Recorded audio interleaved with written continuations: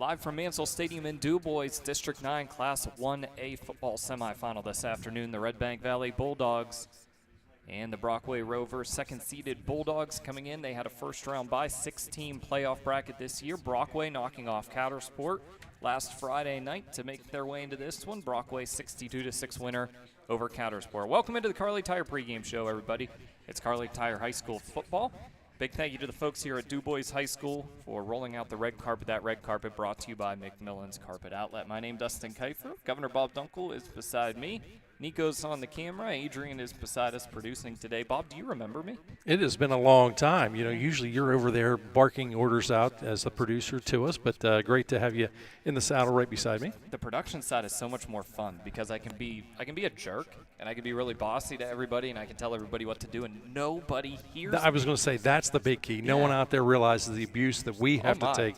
Mike and I are beat, mercifully by you each and every week. There is no McMillan's red carpet being rolled out for you guys by me week in and week out. However, DuBois did, and we thank them for that. Going inside the game, brought to you by All Seasons Temporaries. It's pretty simple once you get to this point in the season. A spot in the District 9 championship game is on the line for the Redbank Valley Bulldogs. They're the back-to-back District 9 champions. Brockway is, trying to make it that Redbank Valley's run of District 9 titles comes to an end.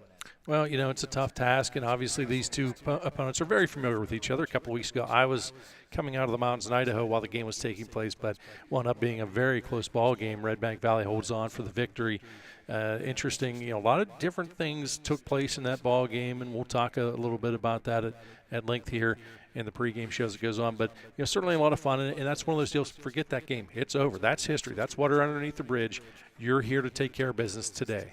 Kerle Tire Pregame Show continues after this. We will go around District 9, get you set up for exactly where this game fits into the bracket and, to an extent, the statewide bracket as well. We're going to let you know exactly where Governor Bob Dunkle is going today. Are you flying down to Karn City this evening, or are you driving? I will be driving. I assumed your charter jet was picking you up at DuBois Regional, but that's not the case, no? No, okay. I don't have the Dustin Kifer checking account to accommodate those needs. That's a good point. On my fixed income, I have to deal with what I have to deal with. We'll take it around District 9 today, and we'll also have the governor's keys to the game coming up as well. Field conditions, weather forecast. Boy, it's been interesting the last couple of days. We'll take a look at that weather forecast all before the UFP Parker kickoff coming up at 1 o'clock today. District 9 playoff football brought to you by Kerle Tire. It's right here on exploreClarion.com. Hey, Julie, nice deck. Did you get that at Tio Nesta Builder Supply? It's Tio Nesta Builder Supply, and yes, Dave, I did. Wonder if they sell siding and roofing at Tio Nesta Builder Supply. It's Tio Nesta, and yes, Tio Nesta Builder Supply has that too. Come on, Dave, you've never been there? They have 2 showrooms for anything home improvement. Mom got a custom kitchen there. Bill down the street got the materials for his garage. They have this awesome website, www.tionestabuilders.us. You can buy online. They really have everything for the home. Wow, I'm heading over to Tio Nesta. I know. Tio Nesta Builders. Tio Nesta Builder Supply Home Improvement Center, family owned and operated since 1958, with locations in Tio Nesta and Shippenville. That sounds good. I'll check them out online at tionestabuilders.us. Peekaboo and picture books, stacking blocks and waving bye-bye. Babies and toddlers grow and change at an astounding rate, and child development research has established that the rate of development and learning is most rapid in the preschool years. Next Step Therapy is an early intervention provider, assisting families with children from birth to 6 years old to maximize their child's development. Early intervention services during the first years can make a big difference in a child's life.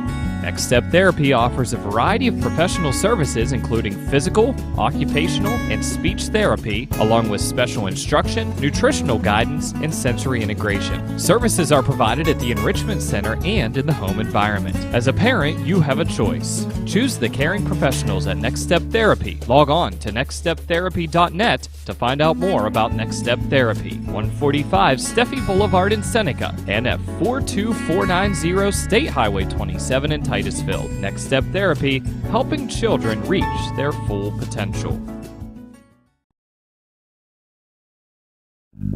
Zockrell Motor Truck Sales in Clarion is an International Diamond Ed certified service department. As one of only 276 such shops in all of North America, you can be sure that when your medium or heavy-duty truck needs service, the job will be done correctly at Zockrell Motors. Our work is guaranteed nationwide at any international truck dealer, and our parts and service prices can't be beaten.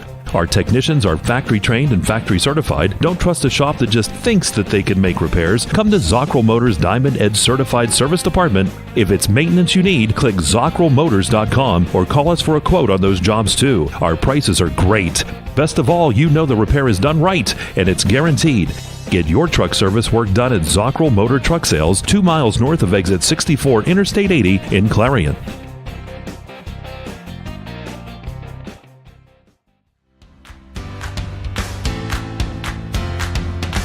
Located at 511 Main Street in Shippenville, All American Awards and Engraving is expanding to provide even better customer service with that personal small-town feel. From embroidery to engraving to screen printing to personalized gifts, All American Awards and Engraving is ready to help you make your organization, business, school team, or event stand out with All American Awards and Engraving's quality promotional products. Visit their showroom for apparel, trophy, and awards ideas at 511 Main Street or visit their website at allamericanhq.com.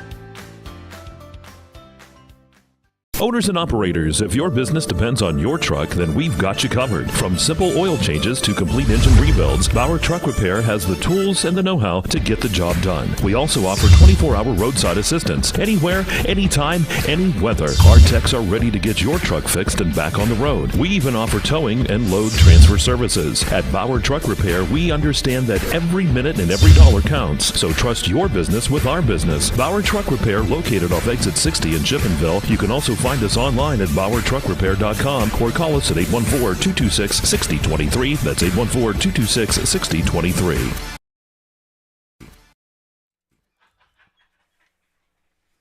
1A Semifinal District 9 from Mansell Stadium and DuBois at Redbank Valley and Brockway. Kerle Tire Pregame Show continues. So we take it around District 9. Governor, taking a look at the District 9 brackets. Of course, this is one of 2 semifinal games going on this afternoon. Both of these games happening at 1 o'clock. The other one is a kickoff at Bradford High School.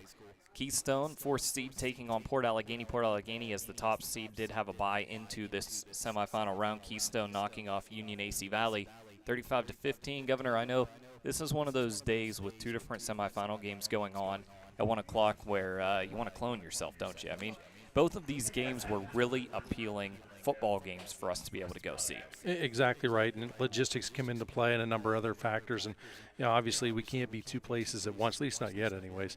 It's coming. It's coming soon. The magic you tend to work, we just might be able to at some point in time, but no, didn't have the opportunity to possibly get these in, and of course, again, we have a key game coming up here later this afternoon as well, where we have to be at. And again, everything kind of falls in place for a reason, so we're doing the best we can. But the bottom line is we're going to bring you a lot of exciting action. This game really has the makings of a very exciting ball game. Certainly each and every time any of these teams take the field, it's that opportunity, but today is just a little more special. Let's talk a little bit about this game inside the Kerle Tire Pregame Show here, and it was just a few weeks ago that these 2 teams met, week number 9, I believe it was, of this season. And it was just a touchdown victory for Redbank Valley. Brockway scores late in that game, couple minutes to play to make it a 1-score game, and then actually attempts the onside kick, is unable to recover the onside kick. Redbank Valley is able to run out the clock there. It was one of those games where Redbank Valley had the lead for much of the game. They had a 2-score lead for a decent part of the game as well, and Brockway just always stayed in the game. So Redbank Valley fans knowing that this isn't a type of game that we're just coming in here and taking this one today. No, they're not looking past this ball game whatsoever. If you take a look back at that ball game, Dustin, remember that was Wagner's 2nd start of the season. So, he was still learning, growing a little bit. Braylon did a great job, had a lot of success in that ball game, and I think it was a huge confidence-building ball game for him as well.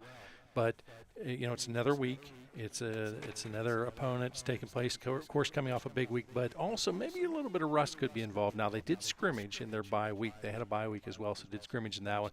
But still, a scrimmage is still not the same as being out there in the live contact action. So we'll see if that's any bit of a factor as well.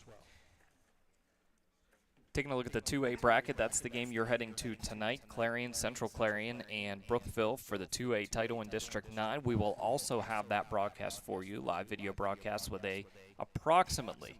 We usually go right on the air at the time we tell you we're going on, but we got to get a lot of bodies from this facility here down to Karn City High School by well before 6:30 to get everything set up. And so, we actually, folks out there, of course, we're like everyone else. We take full advantage of the technology, so we have group texts. Yeah. And we were laying out the logistics last night. You will ride with me, and you'll do this, and we'll do that. And, finally I gave the Reader's Digest version at one point. Said, so we're going to do it this way. Yeah, okay. That works. But the reality is there's so many different factors. So this game, and it takes us, we have to get here really early to get things set up. And unfortunately, usually we're the last to leave the press box, last to leave the stadium, because there's so much involved in this. It's not a 5-minute teardown process. Realistically, it's anywhere from 20 minutes to a half hour until we get out of here. So I got to hope I don't hit any traffic. I got to hope that the deer are not running out already. So all kinds of crazy stuff. But we'll make it there. Again, we may be pushed for time. The good news is Mike Kalinowski will be there waiting and happy to see us. I'm sure he'll have everything set up and ready to go for you. No problem. In a perfect world, yes. But the reality is it's not a perfect world. That Central Clarion and Brookville game winner of that one gets Westinghouse next week. That'll be at Westinghouse can choose to host that down at Couple Stadium. Within the state playoffs, that would be the round of 16, I believe, is what we would be into by that point in the state playoffs. Central Clarion or Brookville will get that one, but our game at hand tonight is Redbank Valley, or this afternoon is Redbank Valley and Brockway. We'll step aside for another timeout. When we come back, we'll talk about some of those key players we expect to call this afternoon. We'll get the governor's keys to the game as well, field conditions, weather forecast, and a whole lot more. It is a Class 1A semifinal here in District 9, Redbank Valley and Brockway, and it's right here on exploreClarion.com. Clarion Forest VNA believes the emotional and physical well-being of a patient is enhanced by the patient receiving care in the familiar surroundings of home. Their staff of caring professionals work closely with physicians to administer quality care to meet the needs of each individual. As a pioneer in home health care in Clarion and Forest County, Clarion Forest VNA continue to grow to meet the community's need for in-home care, offering many different services and programs to meet the patient's need. Clarion Forest VNA, located at 271 Perkins Road in Clarion. Call us toll-free at 1-800-262-2118. DuBois, a division of M&B Group, is your trusted local ready-mix supplier for residential and commercial projects. DuBois provides a full line of decorative concrete, as well as concrete supplies, along with a variety of concrete tools and accessories. DuBois can provide services large or small for residential and commercial projects to contractors or homeowners. DuBois is here to provide you with options and ideas to make planning your next project simple. Let DuBois help you with the supplies you need to get the job done. Call 1-844-382-7665. DuBois is proud to support our local communities with plants in Clarion, DuBois, St. Mary's, Butler, Evans City, Bradford, and Meadville.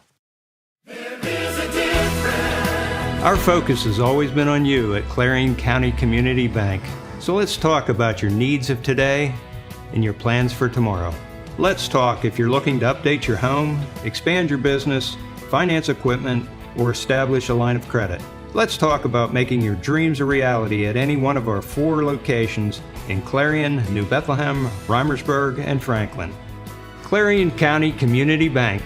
There is a difference.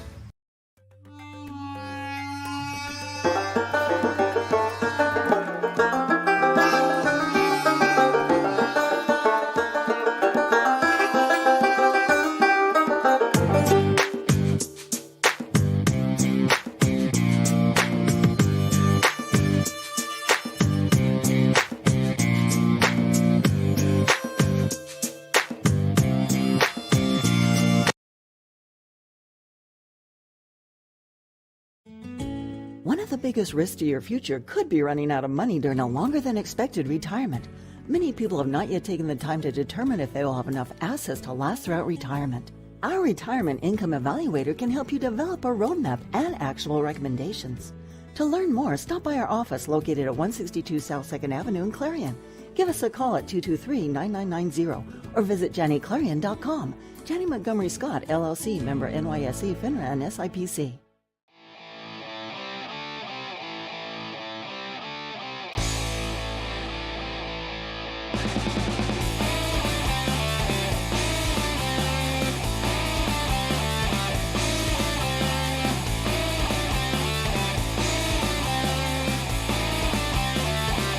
Lampro has the John Deere tractor you need and want. We have tractor loader packages starting at just $179 per month. Find yours at your local Lampro or build your own at lamproequipment.com. Kerle Tire High School football in the Kerle Tire Pregame Show. It's a District 9 Class 1A semifinal. Redbank Valley and Brockway this afternoon from Mansell Stadium in DuBois. Got Nico Cosma on the camera today. Adrian Weber beside me doing the production as well. We got a lot of different people, a lot of different places today, all because of Mike Kalinowski. He said, no, I'm not going out for an early game. Well, he can't get himself around by 1 o'clock as well. You know what? It's not the first time this guy has caused us to adjust things and rearrange duties and tasks and responsibilities. We're used to it after all these years. Make it work here. Redbank Valley and Brockway for a spot in the District 9 Championship on the line this afternoon. And, Governor, let's take a look at some of those key players to watch in this game as part of our Kerle Tire Pregame Show. We'll start with Brockway, sophomore quarterback for this Brockway team. Pretty impressive. It is. You know, Braden Fox has come in, and I know at some point, by the way, I'm going to say Hayden Fox probably because I'll be thinking of the old coach Minnesota TV show. State, right? That's right, yeah. Yep. You know, I thought every time I see his name in the paper, and I thought as I was listening to you guys broadcast the game, I'm coming out of the mountains in Idaho, and I have this on, I'm thinking, I guarantee I would say Hayden Fox. And I listened and I thought Mike would say the same thing, although he didn't. Now, that young man has done an outstanding effort, done an outstanding job, certainly for this Brockway team. This is a team that we know likes to throw the football and has had a lot of success. And part of the situation with this and the style of offense, really, he has to make a lot of decisions out there as well. And when you take a look at the success he has had, 2,448 yards. Are you kidding me? That just normally does not happen for almost any quarterback, let alone a younger player, a sophomore like that. But the numbers don't lie. The number that stands out to me more than anything is the decision-making, especially for a sophomore when you have a guy out there who's thrown 31 touchdowns and just 9 interceptions. I mean, that is what's the best thing that can happen on a pass is a completed pass that gains yardage. And what's the second best thing that can happen? An incomplete pass. And then bad things happen after that. And so that shows you decision-making abilities. Pretty impressive stuff out of a sophomore quarterback. Yeah, it shows you a lot of other things, too, as well, that a coach has confidence in him. His teammates have confidence in his ability. And by the way, a lot of times when you have such a strong passing game, you don't have much of a running game. Not quite true here. You've got a running back in Jendi Coelho who has 1,120 yards on the season. He averages 101.8 a game. That's pretty impressive when you take a look at that. And his average per carry, by the way, 5.9. If you got a running back that can average those type of yards, you're going to be able to move the football on sustained drives as well. 3 or 4 yards every play is good enough for me, right? And so if I can get 5, 5.5, 6 yards on every carry every time we get a touch of the ball, no problem there. Jendi Coelho is another name that we expect to hear called here this afternoon. Let's take a look at Redbank Valley. We're going to start with, so on Brockway's side, it was the sophomore quarterback that we focused on, and now you take Redbank Valley, and maybe one of the big storylines of today's game has to be the 2 young quarterbacks, because on Redbank's side, it's the freshman, Braylon Wagner. Absolutely. These guys are going to be going against each other many times in many sports for the foreseeable future. They're both outstanding athletes and not one-dimensional athletes as well. Wagner is a guy, and I had my first opportunity to see him against Central Clarion. Really impressed with the decision-making process. Didn't get rattled, but what he does so well is, as he looks down the field, he makes a decision quickly. He doesn't debate, but also as he runs, he keeps his eyes down the field. He doesn't put the head down, because a lot of times you miss either an open receiver potentially or a running lane to pick up some additional yardage. But he does so many things well. You tend to forget in watching him, you think he's got to be at least a junior. Adrian and I rode out together here to the game, mostly because Bob doesn't trust my driving. That's why he didn't ride with me. But we were talking a lot about Braylon, and we were talking about how, just that ability to throw the football and how impressive that is from a freshman, but that decision-making of tucking the ball and running as well at the right time. So Braylon Wagner, undoubtedly one that you're going to hear a lot from and that's going to play a critical role if the Bulldogs are going to make it back to another District 9 championship. Who else for this Redbank Valley team? Another guy I think you need to take a look at who's going to rush the football a lot is Drew Byers. Byers is one of those guys who does not get many opportunities because, again, this is a pass-oriented team ultimately, end of the day. But when he does, he makes the most of it. He averages 5 yards a carry. He's got 699 yards on the season. Oh, by the way, a young player, another young guy. We seem to be seeing so many of them in this ball game. Wagner, although he's only been in a couple of ball games as far as a quarterback, He's also been able to rush for a total of 85 yards on this season, which is pretty impressive for, again, a younger quarterback coming in here. He's making those quick decisions, but I think we have to take a look at some of those receivers because it is a dangerous group of three here, and there are some other guys who contribute besides these three, but the three we're going to focus on: Aiden Orts, Tate Minnick, and Mason Klaus. They complement each other with their style. They also make very smart decisions. These guys on the defensive side, too, can come up with some big plays as well.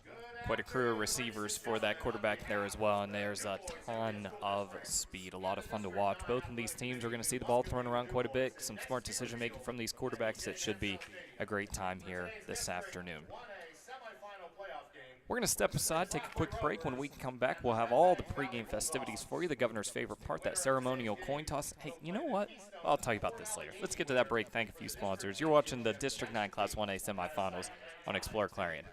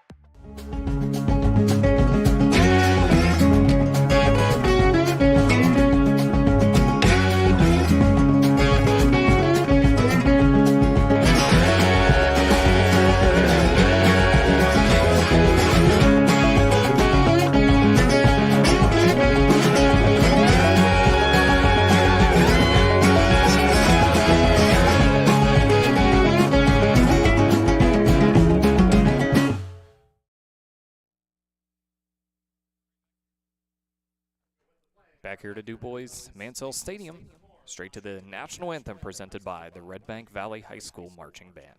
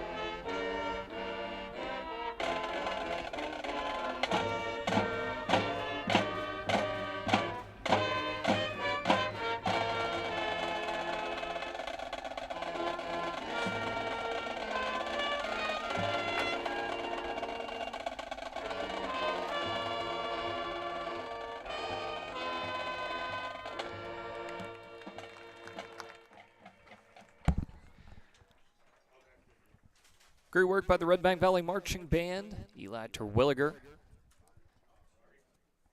is the band director at Redbank Valley High School. We're back inside the Kerle Tire Pregame Show, the Clarion Hospital broadcast booth, setting you up for today's District 9 Class 1A semifinal. Redbank Valley and Brockway. Keystone and Port Allegheny set to kick off from Parkway Field in Bradford, also at 1 o'clock. That's coming up in just a few minutes as well. Governor, let's take a look at those keys to the game, brought to you by Kale's Kitchen. What do these two teams need to do to punch their ticket to a district championship? Well, for Brockway, I think the key is get the passing game rolling. Throw, and throw some more. Challenge the secondary. That goes against almost every fiber in my being because I am a run first and foremost guy. But in this case, I think you want to throw.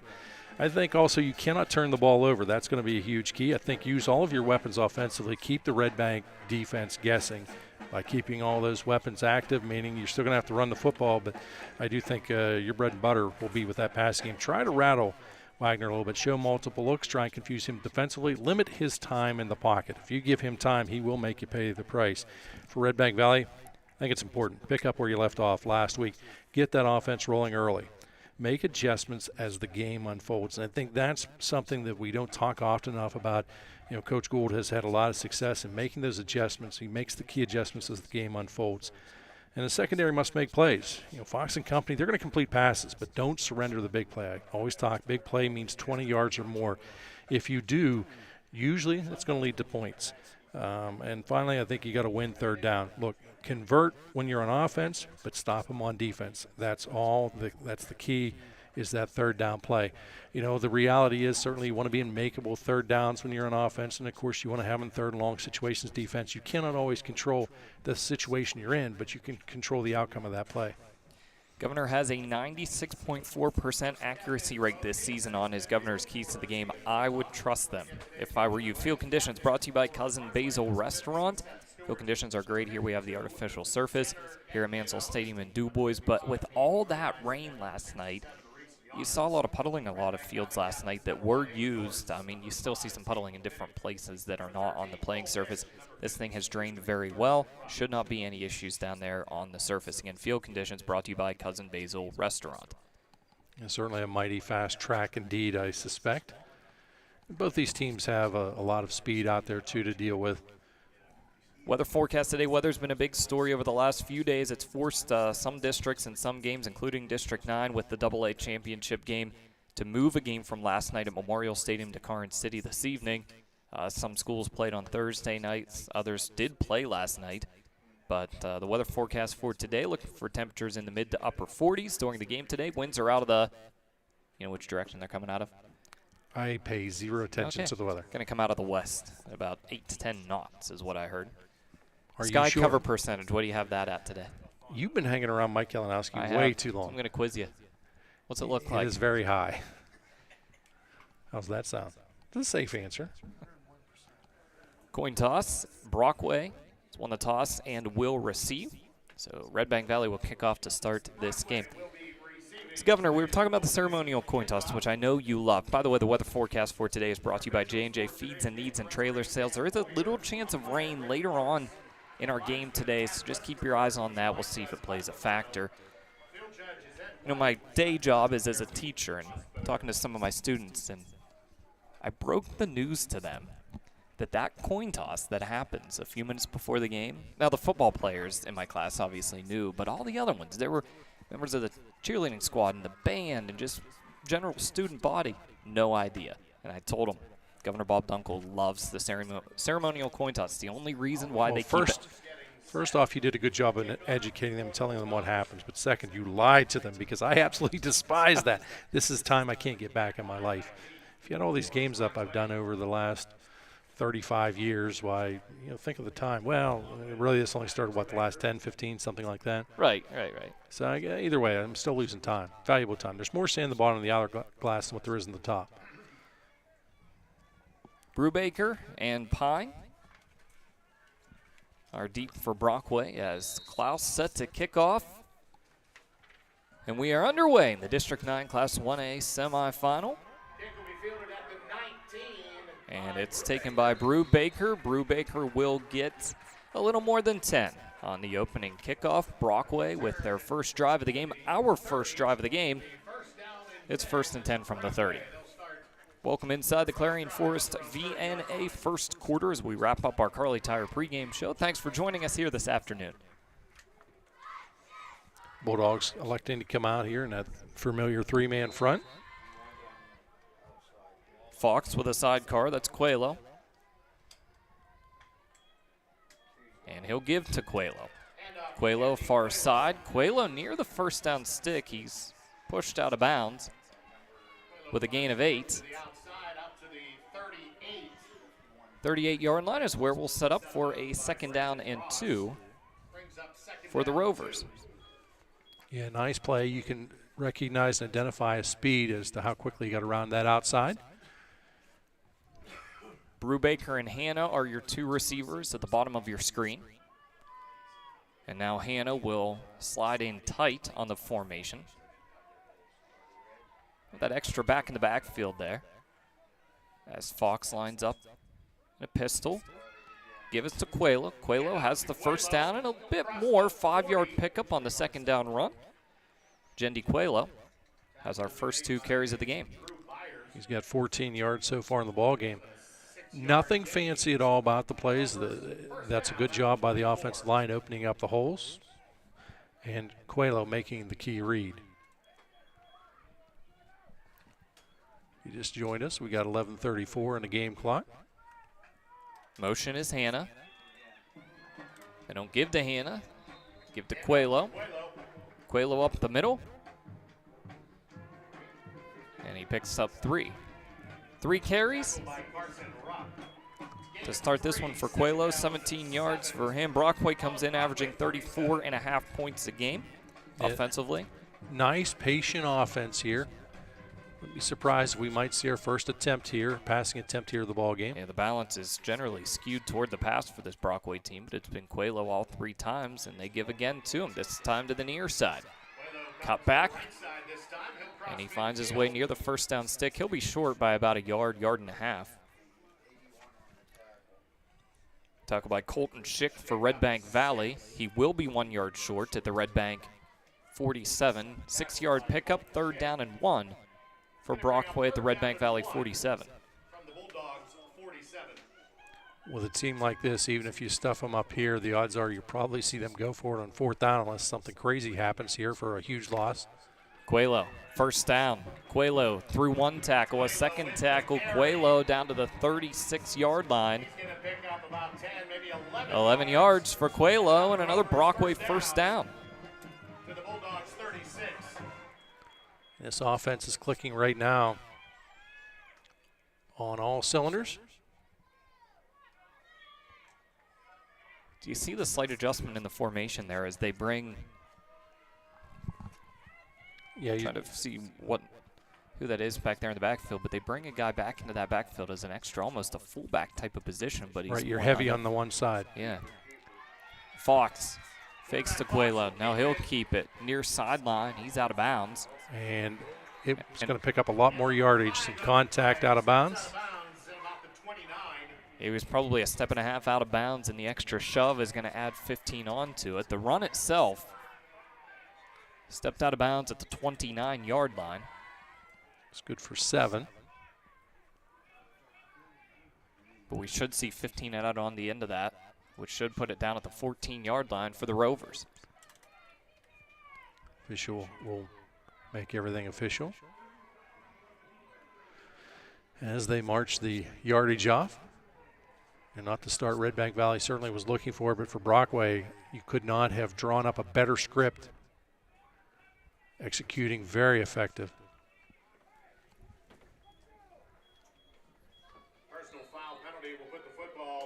So the ball now sits at the 14-yard line. A drive that started back at their own 30-yard line, our opening drive of the game, and Coelho gets the call again. Coelho, with a lead block, gets himself down to the 9-yard line. It was Reese Yonner leading the way for Brockway. A good solid tackle out there by Caden Adams. 5-yard gain. Ball at the 9, DuBois red zone. Brockway facing a 2nd down and 5. Can still pick up that first down just inside the 5-yard line. Fox give again to Coelho. This time he's dropped at about the 7. Give him 2. He's got 41 in the ball game.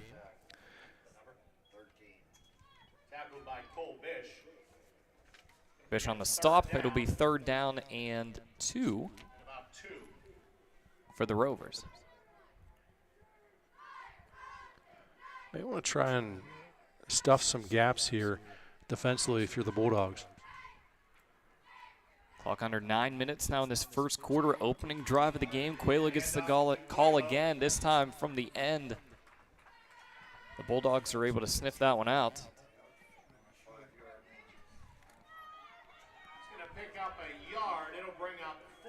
Caden Adams in on the stop for the Bulldogs. Opportunity to pick up the first down. 4th down for the Rovers. Fox in the pistol. Coelho again. Coelho gets dropped pretty quickly, but he has enough for the first down, I believe. Yep. White Hat says no doubt about it. He is past the first down stick as he got himself to the 4-yard line. 1st and goal for the Rovers now. Yeah, it's a case of a running back knowing exactly where he had to go, but how about this for taking time off the clock? You don't expect this out of the passing team. We're down to 8:06 already.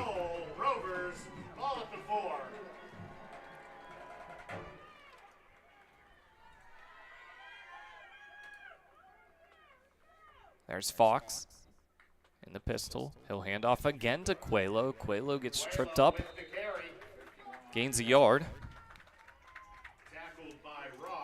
Brandon Ross in on the stop. Boy, did he have a monster game the last time they played that Central Clarion game. He is a monster in there. I was getting ready to say that won't be the last time you're going to call his name. I guarantee that. Second and goal now from the 3 for Brockway.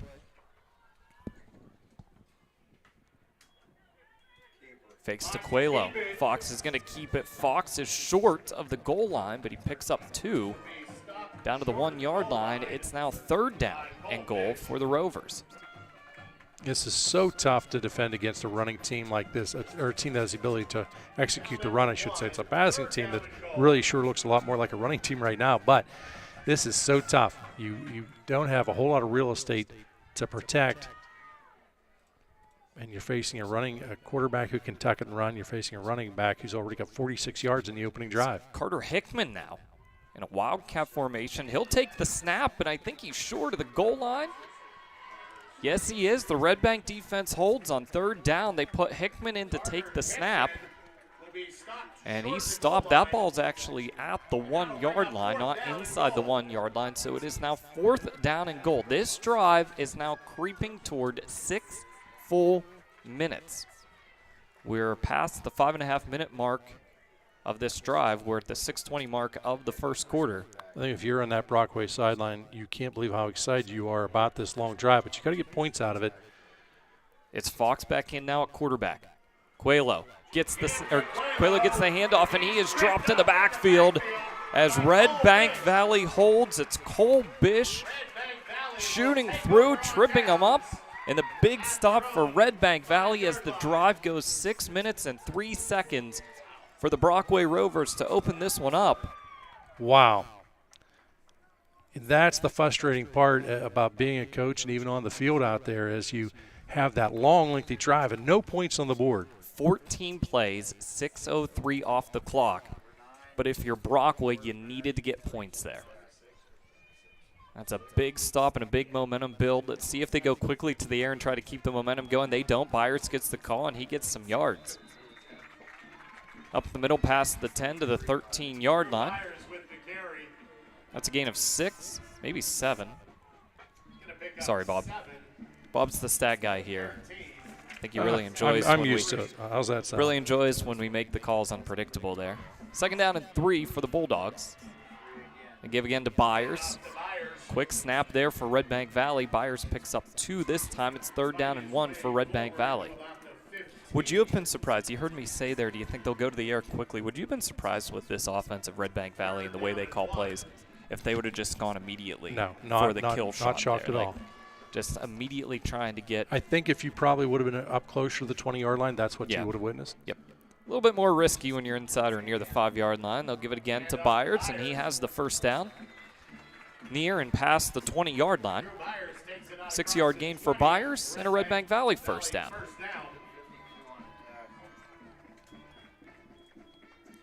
Under 5 minutes now to play in the first quarter. It's interesting. Of course, Redbank, Coach Gould likes to go stay with the run. It's a game of chess. Give to Byers. Byers this time closes up quickly. March him back at least the yard.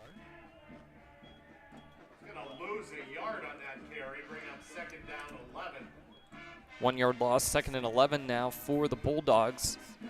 And they again quickly go back to the line. 3 receivers on the bottom of your screen. Wagner looking to throw. Comeback route is complete.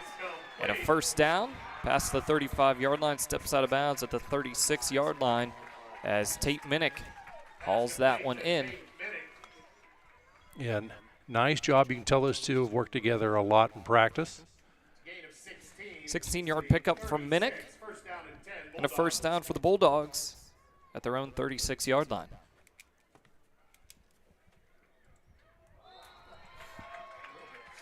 Flag comes in, and we're going to have an offside penalty against Brockway. First down and 5 coming up. So already 4 plays for Redbank Valley. We're at the 4:19 mark of quarter number 1. If you're just joining us here, Brockway opened up with the football, started at their own 30.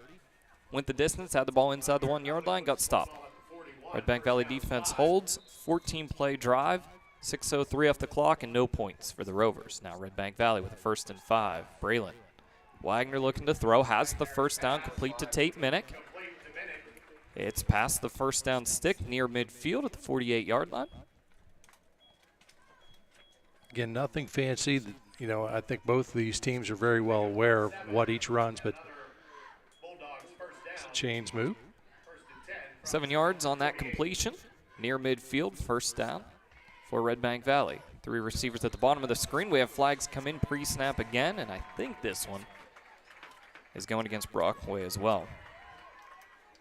So Redbank Chevrolet penalty. Yeah, and that's just a great move there by Wagner. He realizes he's got players kind of chomping at the bit, wanting to jump the gun. Takes his time and mixes that cadence up a little bit. Klaus is at the bottom of your screen. He's hiding behind our scoreboard. Doesn't want to be seen. Wagner looking to throw. Now he's going to tuck it and picks up 2 yards. Nope, just 1 where they spotted him at the 46-yard line. You're going to say the knee made contact. Yep. Official right on top of that one. Great angle. So with the offside penalty, it's 2nd down and 4 for the Bulldogs. Again, very makeable situations to pick up first downs. Byers gets the call. Byers has the first down. To the Brockway 40-yard line. It's a 6-yard gain for Byers. Byers now 5 carries, Governor. 20 yards. They're matriculating right up the field. Remember, this drive started at the, 5:57 mark of this first quarter. A little bit faster pace from Redbank Valley, but they started all the way down at their own 5-yard line. So 2 big drives to start this one as we're already nearing the 3-minute mark of quarter 1. Byers again gets it. This time Byers will pick up 3. Boy, you know, you used the phrase, he got it all right. That was a good, solid shot that time by Carter Hickman. Byers 23 yards down the ball game, but good, solid tackle there. Now Brockway with that 4-man front trying to contain the running game. Rylan Roop is down at the bottom of your screen as well as Aiden Orts, but he'll go to the top of your screen looking deep to Minnick, and that pass is incomplete. He had Tate Minnick there, and you could see the moment the ball was released by Wagner, Minnick turned on the jets. He knew the ball was a little bit far. That's inches away from 6. Inches.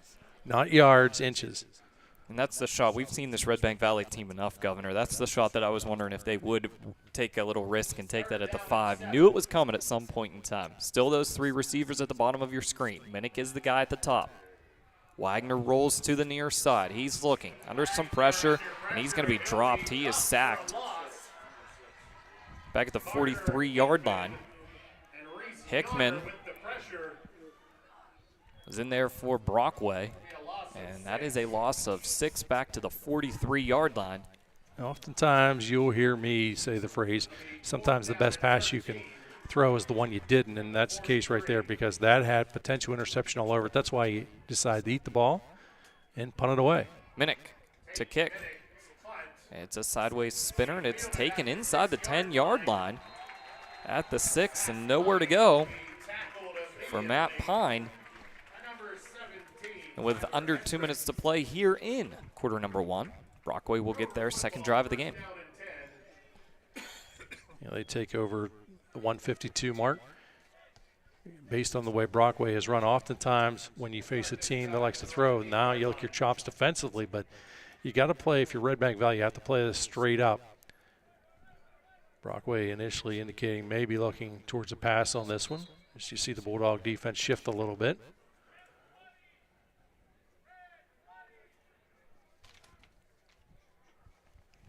Fox again in that pistol setup. 2 receivers at the bottom of your screen, 2 at the top. Fox gives Quaylo. Quaylo past the 10 near the 15-yard line, trying to get to the 18 for the first down. Gain of 7. Quaylo makes it 2nd down and 3. He's got 50 yards in the ball game, 12 attempts.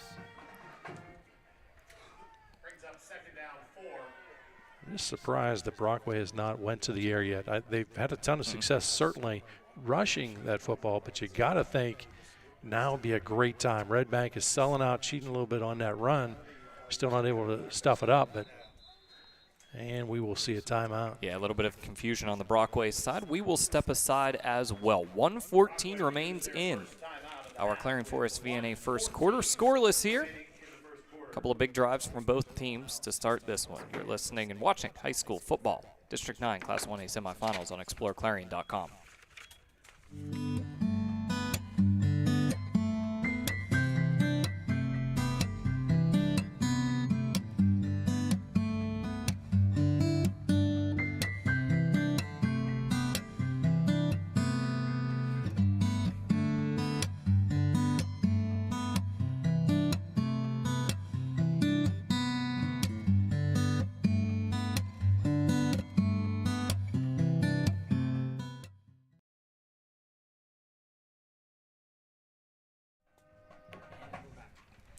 Second down and 4 for Brockway after a Rovers timeout. There was some personnel confusion there. They've adjusted the formation here a little bit, put an additional sidecar there to the right of Fox. That sidecar is Hickman to his right, Quaylo to his left. Two receivers right, one at the top. And a hard count from Brockway may have just drawn Redbank Valley offside. Yeah, no doubt about that. As we take a look quickly at that Zocromotor scoreboard, still no score in that Port Allegheny Keystone game.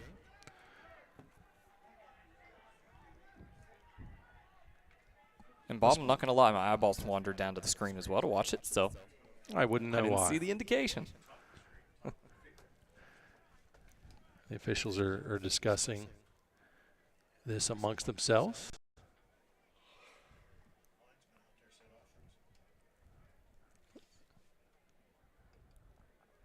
As we will get the official call momentarily.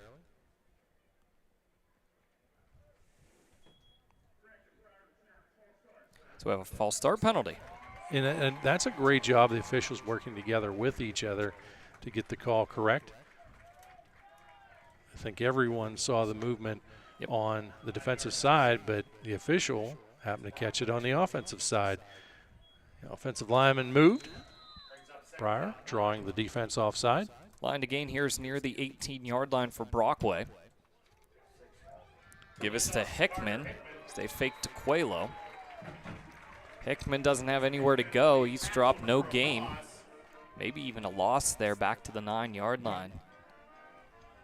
And it will be 3rd down and 10. 3rd and longs are brought to you by Luton's Plumbing and Heating. Don't get backed up like the Rovers are right now. Call Luton's Plumbing and Heating. Robert calls Luton's Plumbing and Heating anytime the temperature gets below 67 degrees. That's right. Just to make sure the furnace is working fine. Should always be above 70. Fox takes the snap. Fakes. Looking down the middle of the field. That pass is incomplete. Dylan Hanna may still be running if he's able to reel that one in. He's over at Martin's by the time we're done here. Rylan Roop in on the coverage as well for Redbank Valley. And I don't know if Roop got a hand on that one. It didn't look like it, but boy, that ball was right on the money there from Fox. And a missed opportunity for the Rovers. And Rovers at first gave the indication they might think about going for it, but they are. And he throws, and it's complete. They have the first down, and he's looking for room past the 30-yard line. And it's Matty Brubaker. Matty Brubaker with the reception. Hauls it in for a 22-yard gain. Did you watch a little film on this Brockway team, Robert? That's a nice call.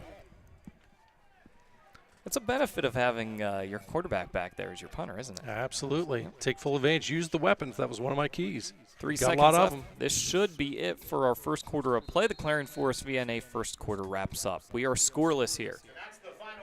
Just a drive apiece for each of these teams. And Brockway's on one as well after converting on the fake punts. The second quarter is on the way after this. You're watching the District 9 Class 1A semifinals on exploreClarion.com.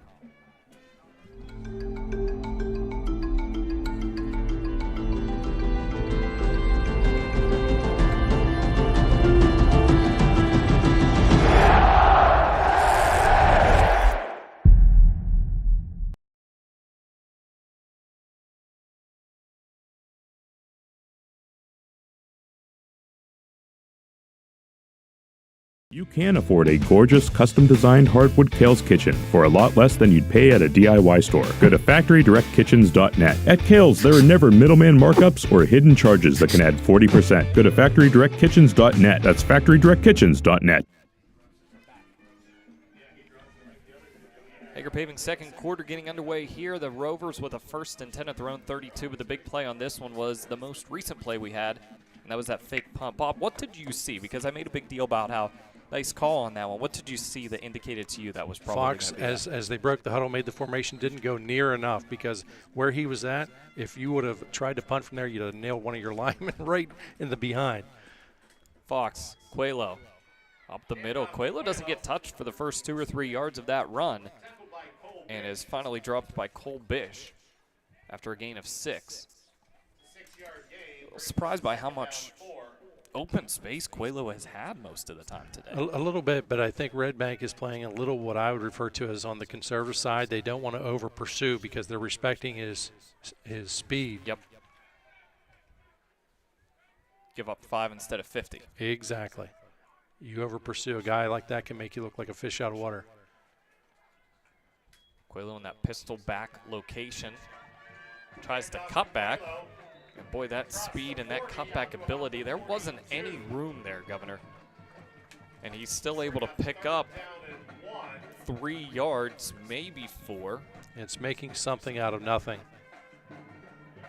And it is a first down. Yeah, I was going to say that has to really be a first down, and official makes sure the chain gang gets in position. Clock rolling now, right at 11 minutes to play in quarter number 2. Motioning across the formation is Hannah, but the give is to Quelo. Quelo tracked down from behind after a pickup of 4 to the 45-yard line. What's he at now, Governor? He is at 15 attempts, 64 yards, and we're only early on in quarter number 2.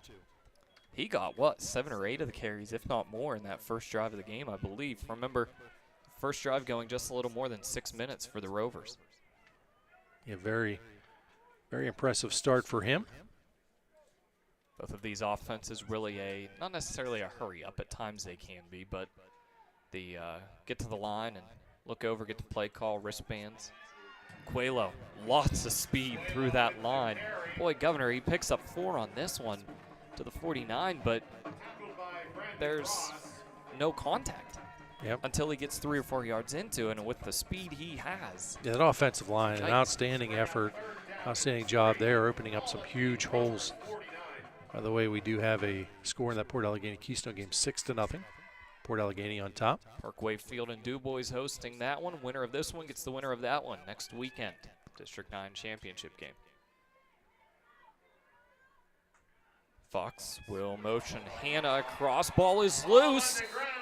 No, that's incomplete.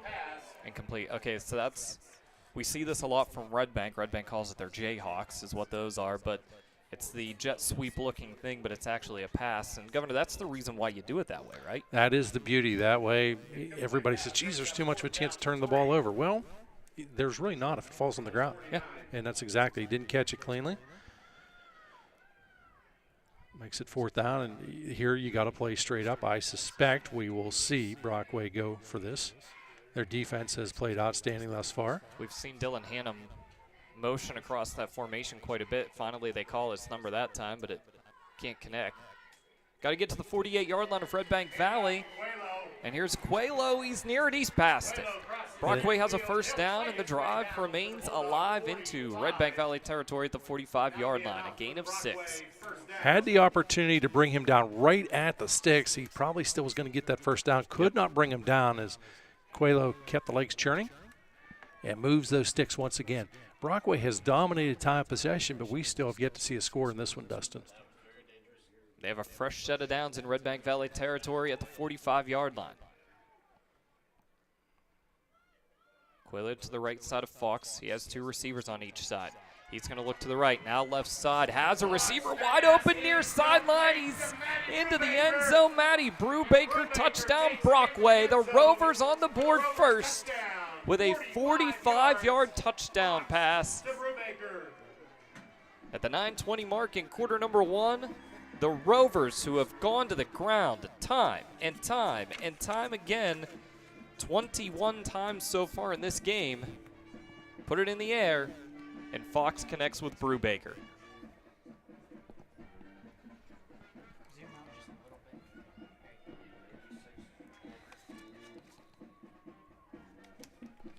And I do not have the kicker on my roster, so we'll try to track him down. I believe that is Aiden Wilcox. Wilcox, all right. The extra point is no good, or it is good. It is good, sorry. He's a low-line driver. Thank you. Wilcox extra point is good. It's Brockway 7, Redbank Valley 0, 9:20 remaining in quarter number 1. We'll step aside. You're watching the District 9 playoffs on exploreClarion.com. Locally owned and operated, Hager Paving of Strattonville provides a range of services: hot mix asphalt, cold patch asphalt, tar and chipping, and seal coating. Hager Paving's reputation in business is based on customer service, referrals, and your satisfaction. Serving residential, commercial, industrial, and local municipalities throughout Western Pennsylvania, exceptional service, exceptional quality. That's Hager Paving of Strattonville. Call 814-764-5080. That's 814-764-5080 for Hager Paving.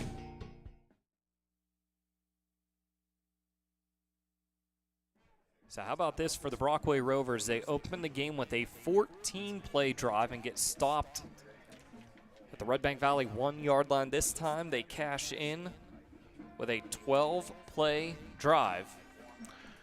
My keys to the ball game, I felt challenged at secondary, and what had happened is they did flood the zone on this left side. Extra receiver and not enough personnel back there to cover it. Mm-hmm.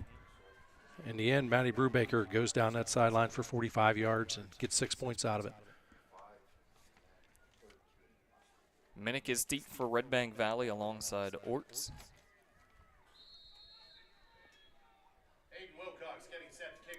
Wilcox will kick off for the Rovers. Sets that ball on the right hash. And they're short of personnel. Works better with 11 rather than 10. It's ideal. Gets himself into position, and here we go. Rovers leading 7-0, and it's taken by Minnick. Minnick past the 30 and finally pulled out of bounds near the 36-yard line. This is where if you're Redbank, you don't have to hit the panic button. You're only trailing 7-0. Take a little bit of a deep breath and run your kind of offense in this one. Andrew Brubaker hauling him down. I always like these guys on rosters, the position. That's what the governor's position was listed as back in high school. Athlete. That's what it was. Well, it keeps you honest, too, as an announcer. No question about that. 3 receivers up at the top of your screen. Flags before the snap, whistles before the snap.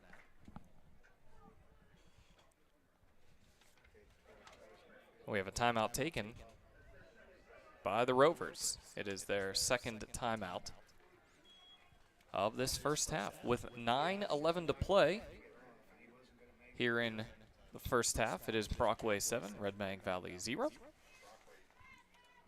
And you are watching high school football in the District 9 playoffs here on exploreClarion.com.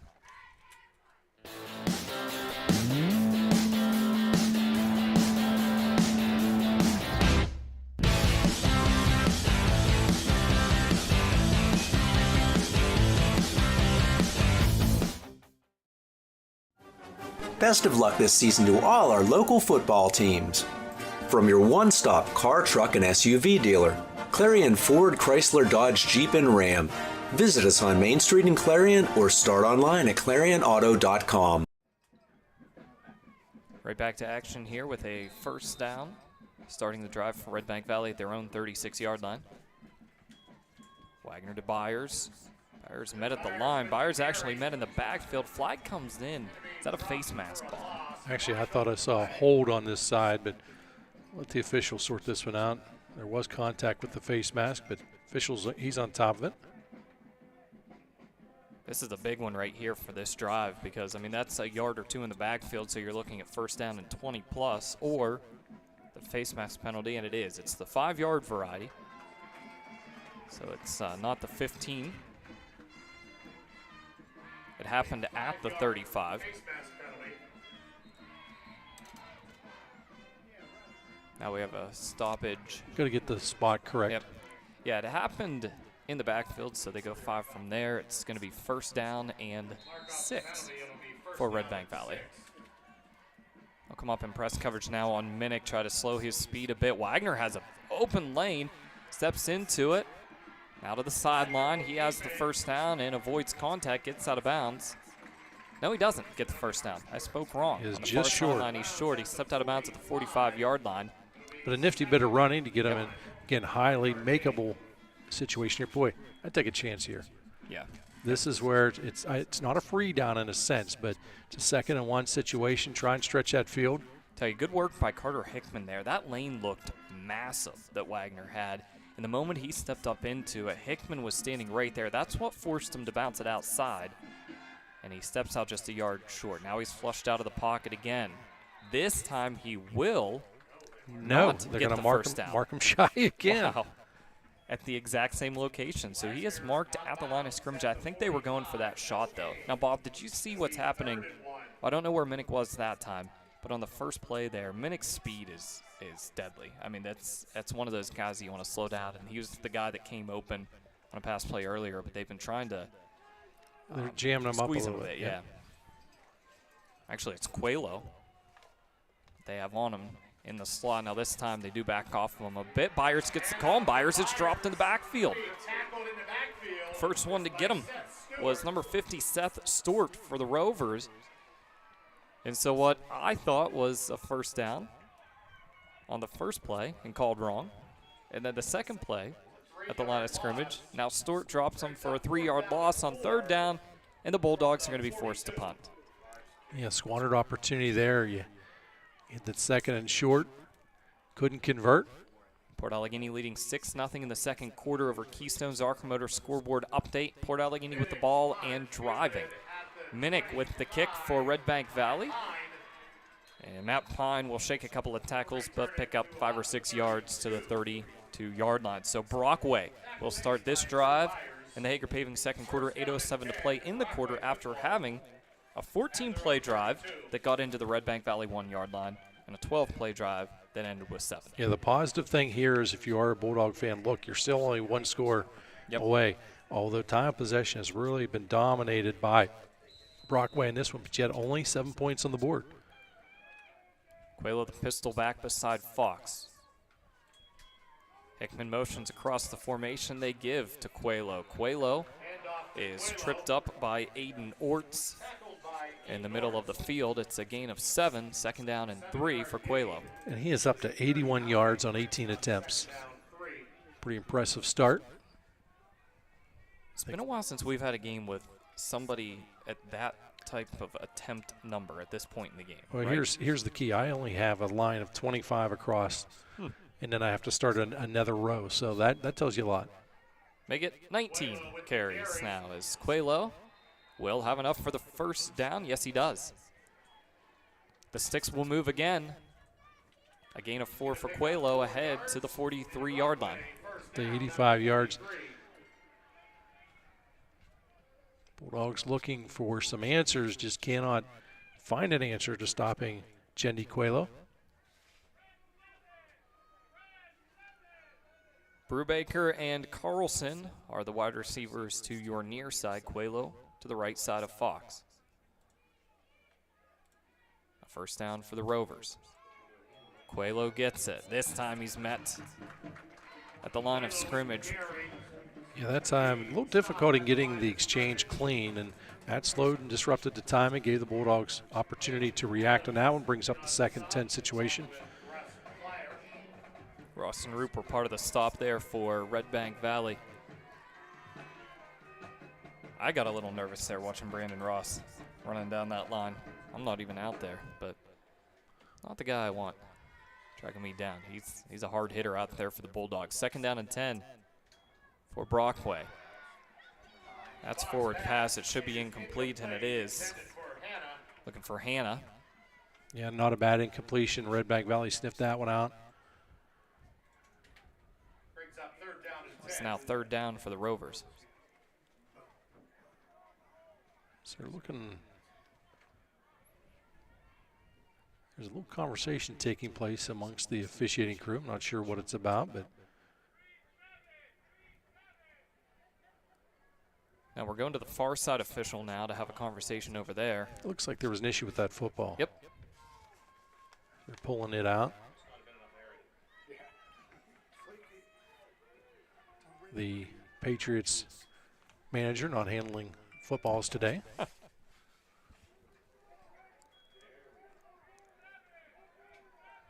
And the Those an incomplete. umpire gets the football put back in position. Now we're ready to return Happy to with action this again. one. 3rd down and 10. Got to get to the Redbank Valley 47-yard line for a Rovers first down. Pressure up the middle, quick pass, far side, incomplete. Andrew Brubaker was over there. Fox is 2 of 7, does have that 1 touchdown pass for a total of 67 yards. The TD pass is 45, but looks like he might be forcing and pushing the football a little bit. And that one, Bish, I think it was Bish coming along the near side there. Put a little bit of pressure on him, but I think he even rushed the throw a little bit more than he needed to. And a fair catch is hauled in here by Mason Klaus. And so the Bulldogs will start this drive at their own 29-yard line. But it was one of those deals where I think he read the blitz well, and he looked to the opposite side of the blitz. But I think he might have rushed to just a hair there. Governor, is our promoter scoreboard update on that Port game? What do we have? It is still 6-0. It's looking a little overcast. Is there snow up there, Bob? No, but there could be any time from July on. As Keystone was able to stuff up Port. Byers gets the call and gets a yard to the 30-yard line. Yeah, started to say Port had a nice long sustained drive of their own, but Keystone stuffed them up. That's a big one right there for Keystone to get that stop. Port Allegheny looking to go up by the 2 scores there in the second quarter. So a 2-yard gain for Byers. It's 2nd down and 8 for Redbank Valley. Brockway leads this one, 7-0.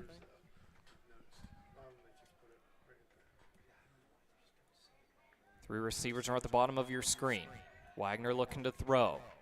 That is complete. Aiden Orts. Single receiver on that far sideline. Orts will get 7. 3rd and short now for Redbank Valley. Need to be at the 39. They're at the 38. That's where Wagner, if it's not there through the air, he's got to use those legs. You saw that Brockway player right in the middle of the line. Keep himself from going off sides. Nifty the baseball slide, hey, it worked. Looked like Bob Dunkle on the dance floor. Wagner rolls out near side looking to throw. It's complete. First down, Minnick. And Minnick picks up 8 yards. That is a huge first down. And the reason why it's so huge, not that it's probably going to make or decide the ballgame. Psychologically, this Bulldog offense needed that. Yep, needed the first down there, needed to get things rolling, even change field position, but I think they're looking for a score here. Byers, right up the gut. Byers has the first down after shaking off 2 tackles, and he's all the way to the 40-yard line. A pickup of 14 yards for Byers. Moves the sticks. It's amazing what converting 1 first down can do for your team. And quick to the line now. They'll look over to the sideline. Get the play call.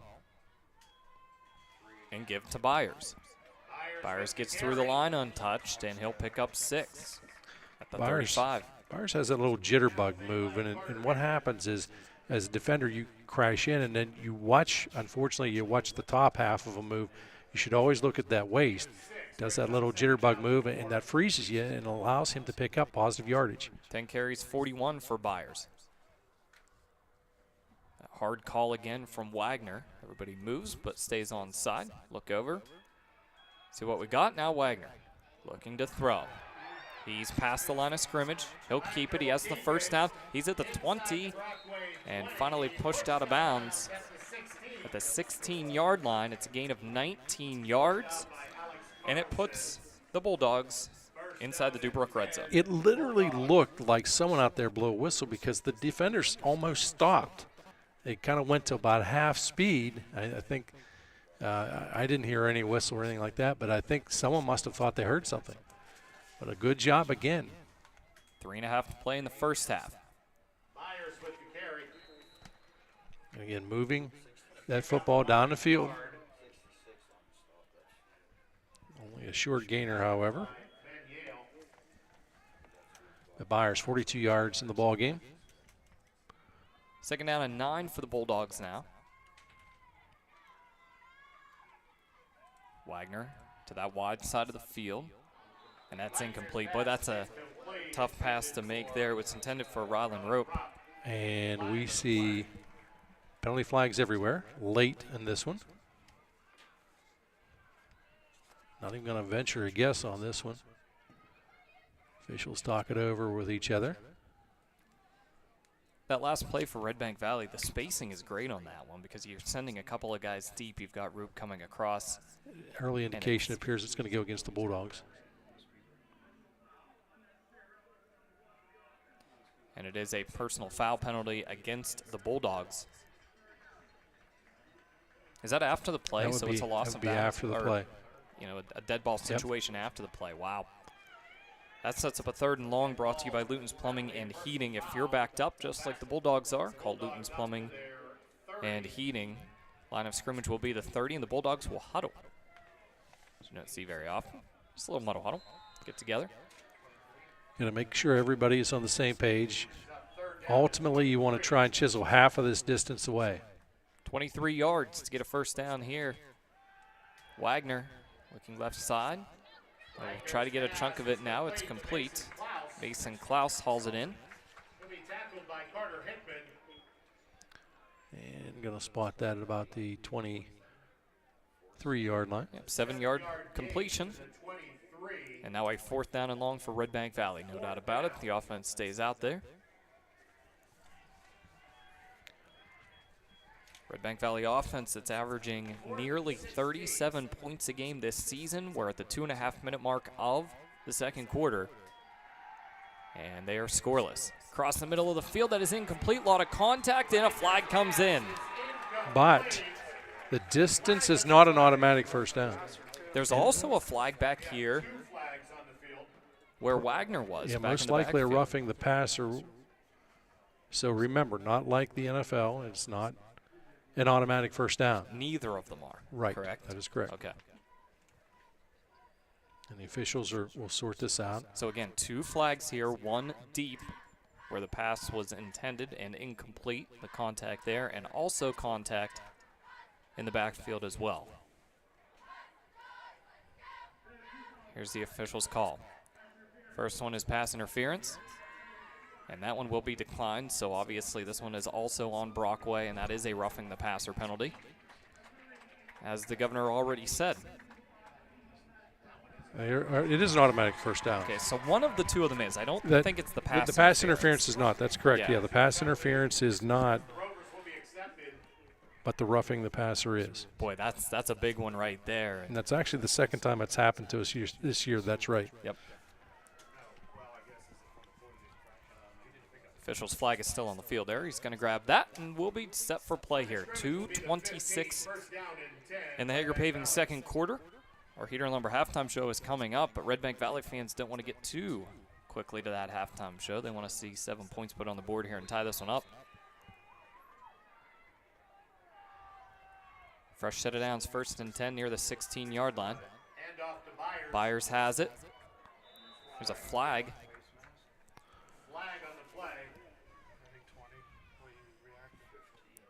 And I wouldn't be surprised if we see a face mask called on this one. The gain on the run is 3 yards to the 13-yard line, but we'll await the indication of the penalty. And it is the 5-yard face mask penalty against the Rovers.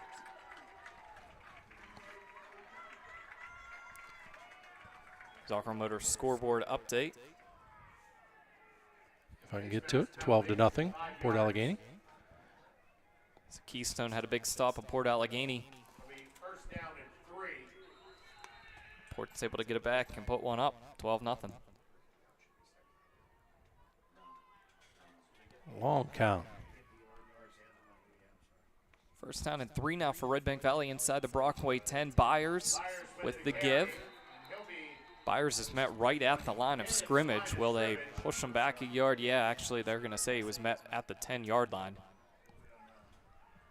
and pushed back. So it's a loss of 1 yard for Drew Byers. Sophomore running back for the Redbank Valley Bulldogs. Byers came into this game averaging right around 70 yards a game. He had nearly 700 yards on the season. He has 13 carries for 44 so far today. Braylon Wagner looking to throw. Now he's flushed out of the pocket. Jukes out of a couple of tackles. To the sideline. Releases it. It's incomplete. Wagner's pass is incomplete. And Wagner's a little slow to get up. A great second, third, and fourth effort. Got to shake that one off. Landed it a little on the awkward side. He's a gamer. He'll head back to the huddle. But, Governor, it's a theme that we've talked about a couple of times so far today, but it's that ability to make the smart decision.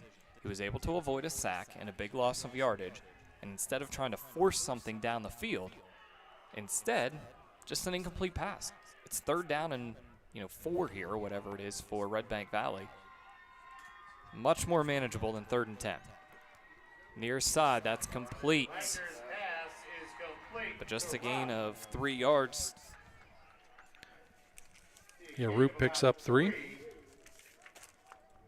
And it is short of the first down stick. Had to get to the 6. They got to the 7. So Rylan Roop hauls it in. But that was a setup play. This way you have the wide side of the field to the left. Yep. We're under a minute to play in the first half. 4th down. They can get a first down, just need a yard to get it. Got to get to the 6, across the middle of the field. That pass is incomplete. Intended for Roop. And Brockway's defense holds.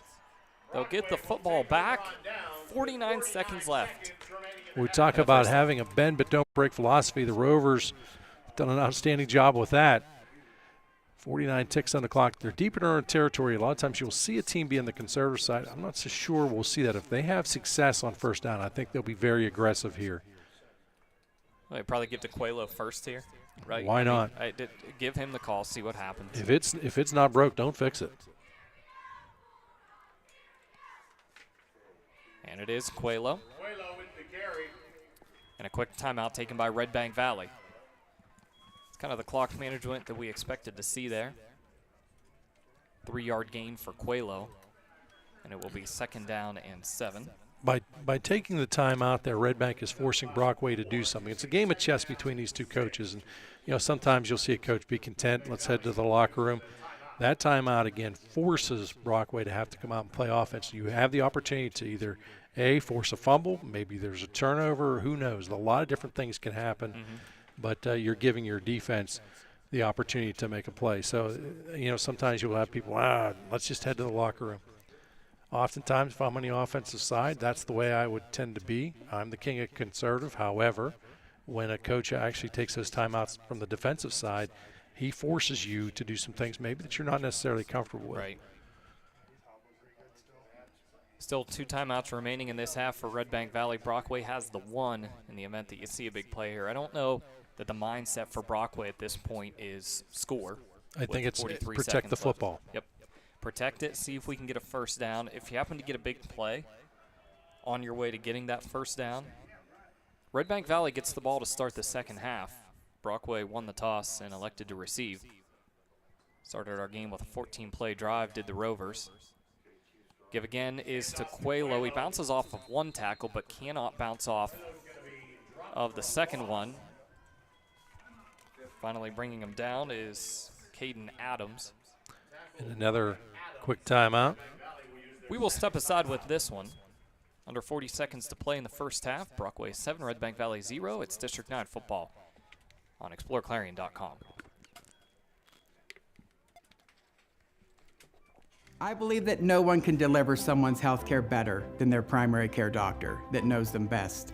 I can choose to refer my patients anywhere, but I send them to Butler because I know they can get incredible care there. And that's why my entire team and I trust them with our family's care and even our own. So why would I send them anywhere else?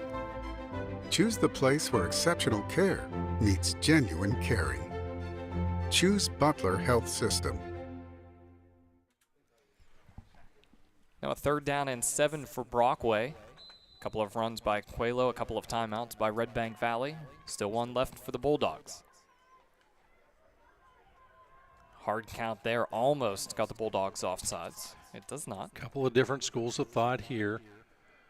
I think we'll see a run. That way you'll force Redbank to use the timeout.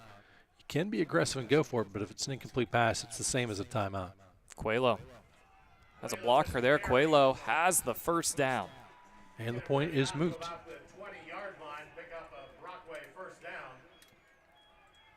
Kind of assumed that was the goal for Brockway there, try to get themselves past that 1st down stick, because now they can do whatever they want to do. If they want to run the clock out, finish this thing off for the first half, they can do that.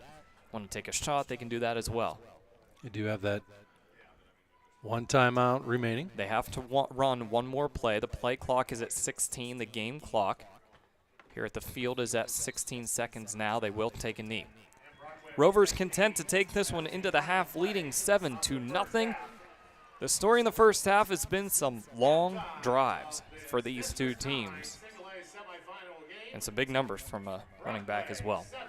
Coming up, it's our Heater Lumber halftime show. We'll take a look at the halftime statistics. We'll look at the Zocker Motor scoreboard as well, get you an update on that Keystone-Port Allegheny game, Keystone driving. In that one, Gatesman's Auto Body brings us the scoring summary. That won't take us very long.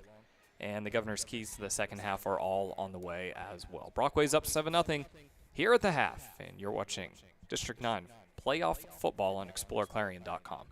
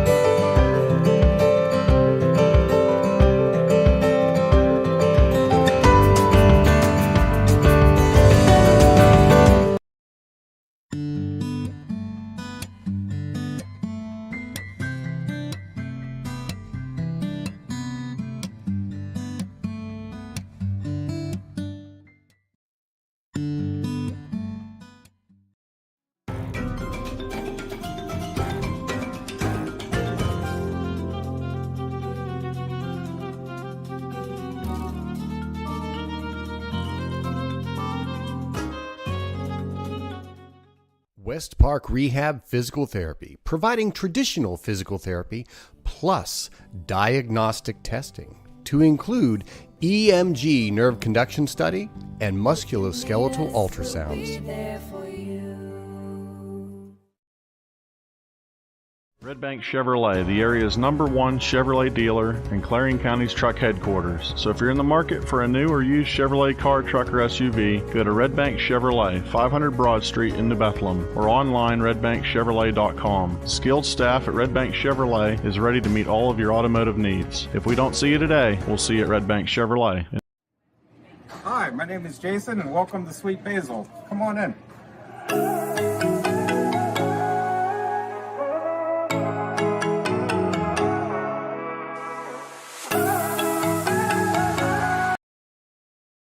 Brookville Equipment Corporation is a leading American manufacturer of locomotive, streetcar, and mining machinery. For over 100 years, Brookville has been a world-class manufacturer with innovation, quality engineering, product safety, and expert American craftsmanship. Every piece of equipment is designed and built entirely in our facility in Brookville, Pennsylvania.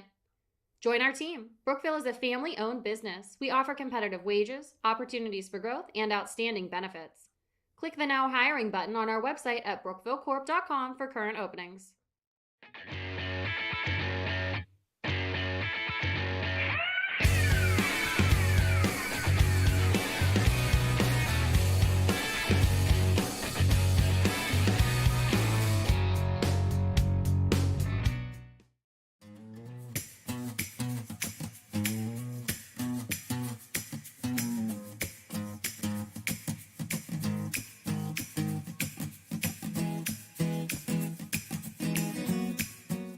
Attention, attention! Beverage Hair Victory in Brookville is hiring. If you're looking for a great place to work with a good starting wage and advancement opportunities, this may be the place for you. We have immediate openings for all shifts, including part-time and weekends. Beverage Air Victory has a generous benefits package, including 401k and paid time off. No experience necessary. We will train you.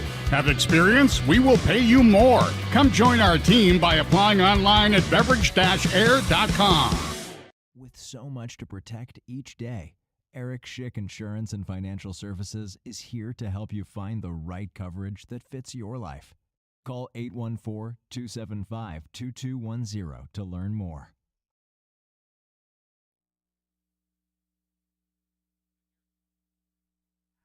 Mansell Stadium in DuBois, it's halftime. Brockway leading 7-0 here at the half. Dustin Kifer, Governor Bob Dunkle with you.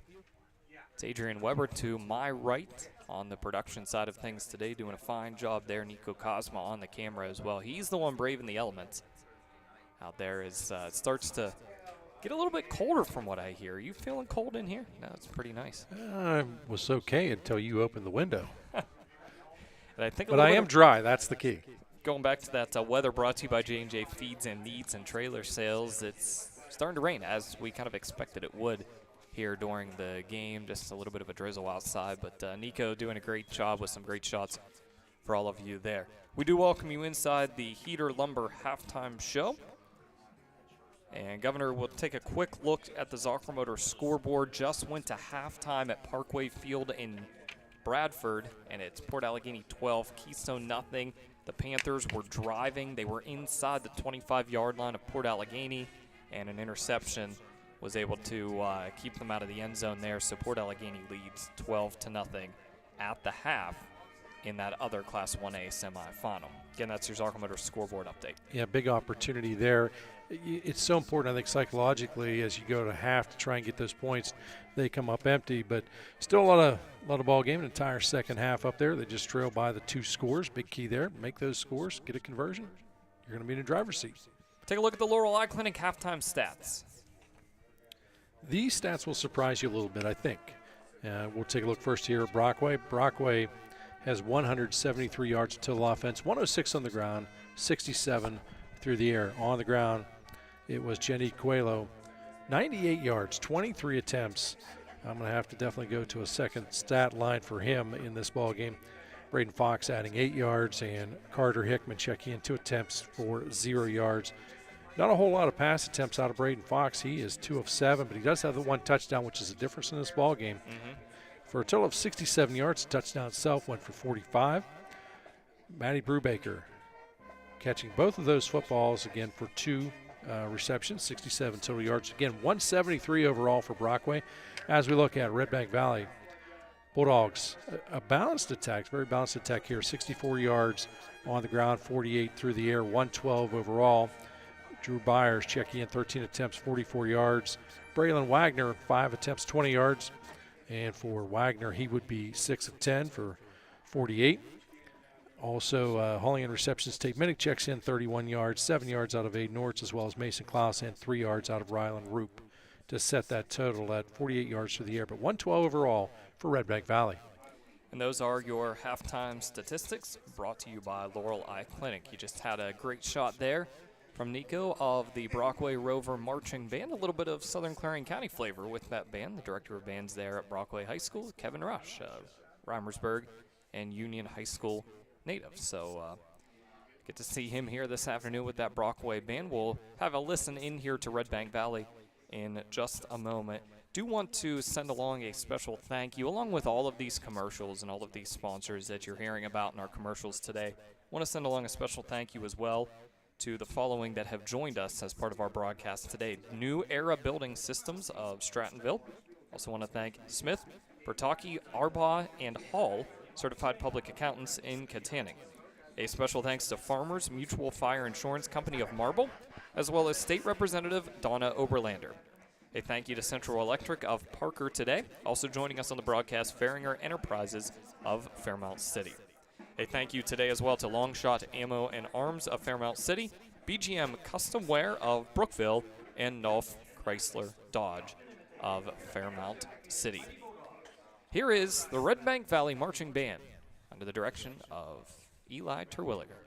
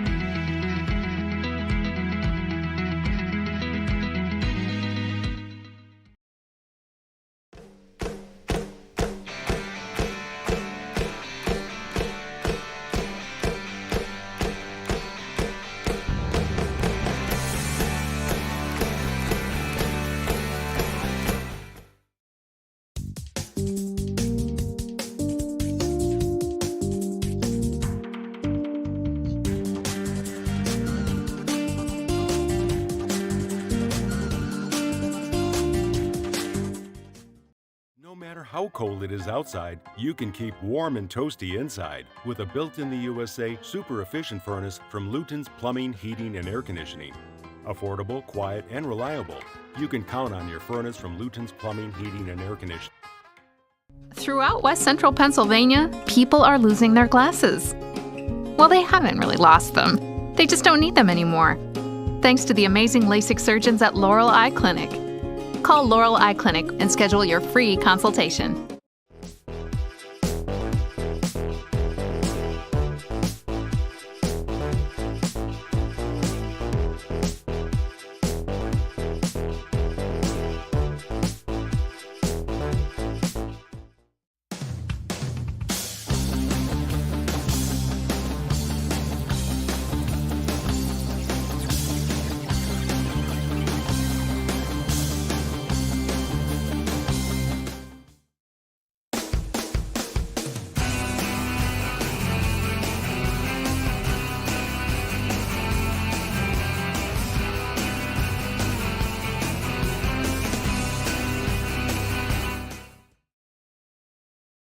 Peekaboo and picture books, stacking blocks and waving bye-bye. Babies and toddlers grow and change at an astounding rate, and child development research has established that the rate of development and learning is most rapid in the preschool years. Next Step Therapy is an early intervention provider, assisting families with children from birth to 6 years old to maximize their child's development. Early intervention services during the first years can make a big difference in a child's life. Next Step Therapy offers a variety of professional services including physical, occupational, and speech therapy, along with special instruction, nutritional guidance, and sensory integration. Services are provided at the Enrichment Center and in the home environment. As a parent, you have a choice. Choose the caring professionals at Next Step Therapy. Log on to nextsteptherapy.net to find out more about Next Step Therapy. 145 Steffi Boulevard in Seneca and at 42490 State Highway 27 in Titusville. Next Step Therapy, helping children reach their full potential. Zockrell Motor Truck Sales in Clarion is an International Diamond Ed certified service department. As one of only 276 such shops in all of North America, you can be sure that when your medium or heavy-duty truck needs service, the job will be done correctly at Zockrell Motors. Our work is guaranteed nationwide at any international truck dealer, and our parts and service prices can't be beaten. Our technicians are factory trained and factory certified. Don't trust a shop that just thinks that they can make repairs. Come to Zockrell Motors Diamond Ed Certified Service Department. If it's maintenance you need, click ZockrellMotors.com or call us for a quote on those jobs too. Our prices are great. Best of all, you know the repair is done right and it's guaranteed. Get your truck service work done at Zockrell Motor Truck Sales, 2 miles north of exit 64 Interstate 80 in Clarion.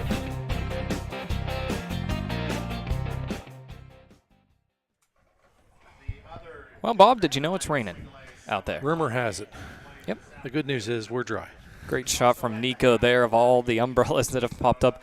I'm telling you, folks, 30 minutes ago, it was, for the folks that are outside, we're nice and comfortable in here. Big thank you to DuBois School District, the entire athletic department, everybody here for offering us this place inside. But it was comfortable. There were a lot of sweaters, some jackets on as well. And just within the last 20 minutes or so, the temperature has dropped, it's starting to rain, and it's just starting to get a little bit miserable out there for folks. It certainly is. And, you know, unfortunately during the pregame, before we were going on the air, I'm out talking to Nico, and I said, look at these clouds.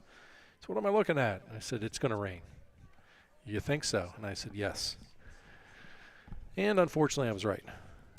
I wish I would not have been, as certainly I wanted to see a dry second half, and Mike Kilroy is showing that we're going to get wet for the foreseeable future. Okay, a little bit of respect. Chief meteorologist, Mike Kilroy.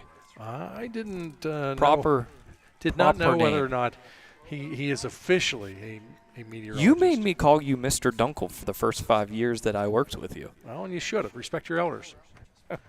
As old as I am, why, Dirt and I have a lot in common.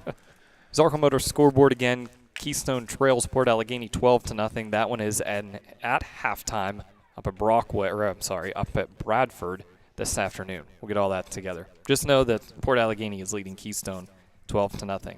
Our scoring summary is a pretty simple one here this afternoon.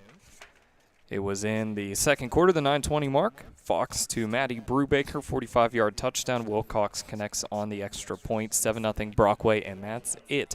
A lot of big drives in that half for Brockway. They opened with a 14-play, 6-minute drive. The second drive that they had that was late in the first quarter into the second quarter was a 12-play drive as well. But a big play there, a 45-yard touchdown from Fox to Brubaker, is the difference in this one. Scoring summary brought to you by Gatesman's Auto Body. So we wrap up the Heater Lumber halftime show. Put 3 minutes back on the clock here is what they'll do to let these teams warm up. Governor, your keys to the second half brought to you by Kerle's Kitchen. Well, for Brockway, I don't think you change a whole lot. The only thing that you do need to do is get points because right now you're one play away from potentially a tie ball game. So I think it's critical that you continue to move the football. Time of possession, they've been dominant on it, but the only thing is they only have that one touchdown. If they can add to that lead, it's going to really make a tough task at hand for these Bulldogs. Now, for Redbank Valley, look, they have not had the ball that long. They did have some success in moving the football, but again, failed to get points on the board. And ultimately, that's what this game is going to come down to, is who's able to convert, who's able to get back into that end zone.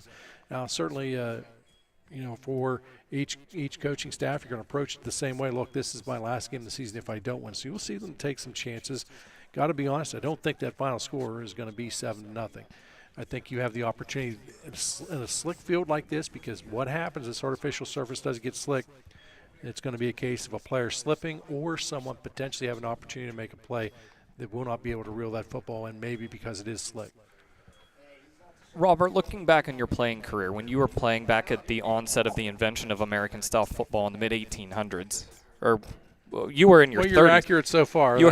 You were in your 30s at that point, mind you, but you were still playing at that age, which is pretty impressive. But when you were playing, do you have any good, bad weather football game stories? And it's kind of a storyline at this time with all the weather that came through last night and that heavy rain and a bunch of the games that were played last night in that heavy rain. Do you remember any games like that? I mean, this isn't necessarily a bad weather game right now, but a muddy game, a downpour, one of those tropical storm type of days. Probably the biggest game involving a little bit of a cold November day was the Little 12 Championship. We won 17-16 over Union, which was involved 2 Hall of Fame coaches. Yeah. And, of course, fun little fact on this, Redbank Valley wins the game 17-16. Brian Doherty kicks a game-winning field goal, but we wind up in the USA Today, which at that time was a huge deal because nobody, this is New Bethlehem, this is Redbank Valley High School. It's like being on Explore-Clarion now. Exactly. So we wind up being in the USA Today, but what was interesting in that ball game, because it was so wet and pouring rain at that time, you could use, of course, the traditional leather football, or they had that vinyl garbage football, which we always elected to go with the good football. I do remember at one point we had some issue on an exchange. Now, we did not do shotgun snaps that time, so our quarterback, which is Drew Woldorf, was always under center. Drew and I had at one point some exchange issues, and we did turn the football over once that way. And what I had to do the remainder of the ball game was I would snap the football, and then I had to pause before I shot out for the block, which kind of slowed me down a little bit, but it prevented we didn't turn the ball over throughout the remainder of the ball game. Turnovers were a factor in that ball game, which long story short, winds up being 17-16. But certainly a more memorable November cold, rainy day, similar to this, except the good news is we're not going to see a lot of mud out here, and we're not going to also have to worry about reading numbers because, there is no mud. So that's the beauty, that's the advantage here. But regardless, the big key is the center. You have to get that exchange down first and foremost. That's your top priority. And even if it is in the shotgun formation, you have to take your time. Get it back there. How does it make everything feel? Does it just, do your hands not necessarily feel the ball cold as well? They get cold. The ball will get heavier as the game goes on. The ball tends to get heavier. Even though they're rotating them in and out, they're doing their best to dry it off, it's still a little heavier. So sometimes you may snap it back a little harder than really maybe what you should. That's why a lot of times you'll see a player will drop it. It's not so much actually the fact that it's that awfully slick. It's just hit a little harder as he was able to receive that snap. But just about ready for kickoff as Brockway is going to send this one deep to the Bulldogs. Brockway had won the toss and received to open the game. Went on a 14-play drive as well and got stopped at the 1-yard line. So they'll kick it off to start this one, and Roop will take it inside the 20-yard line. Roop gets Actually, 17? No, that's Klaus, wasn't it? Yep, going to be Klaus. And what happens to you too as a player, in this kind of weather, you want to hurry up and score because you don't want it to come down to that fourth quarter, the final minute and a half, 2 minutes. You want to score.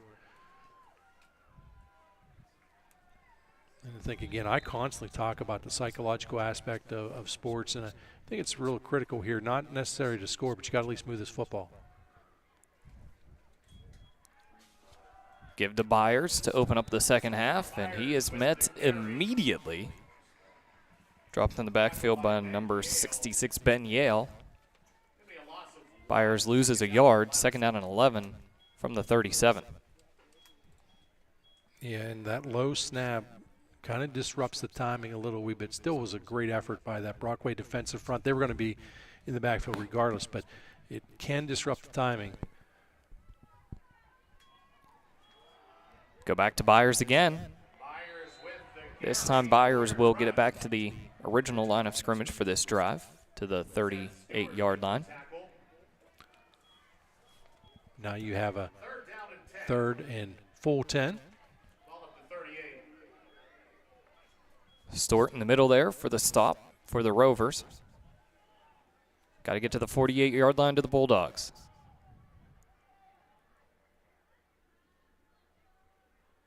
Hard count. See Stort, that linebacker position at the top of your screen, and he will blitz. Getting some pressure. Throw. Wagner. It's incomplete. Intended for Tate Minnick. Boy, I love the coverage out there that time. It was Alex Carlson. Carlson in great position. 6'1", 180. If you're a Rovers fan, can you draw it up any better? A 3 and out? No. Force Minnick to punt. This is exactly what you want coming out of the locker room. I thought Redbank may be a little more aggressive on the opening drive. They elect not to. Sideways spinner. Matt Pine will take it at the 21. Past the tackle, he's to the 35-yard line and out of bounds. So Pine, who had to backtrack to get it and was tucked in a corner, makes something out of what may have been nothing. We talk about how does the weather affect things. Right there, that was a fantastic job by Matt Pine. Pine secured that football. He made sure he had a hold of it before he took off. It's funny that you say that because as I'm watching that ball go back, I'm thinking, boy, you really need to field that to avoid it bouncing and being inside the 20, 15, something like that. But that's a tricky one, somewhat over the shoulder and with the rain falling, looking up in the rain as well. But again, not his first day at the rodeo. A nice job. 2 backs in the backfield now with Fox. And the give is to Coelho. Coelho is dropped for a loss of 2. Caden Adams, part of the stop for Redbank Valley. Back to the 33. Caden's one of those defenders who's had a strong season.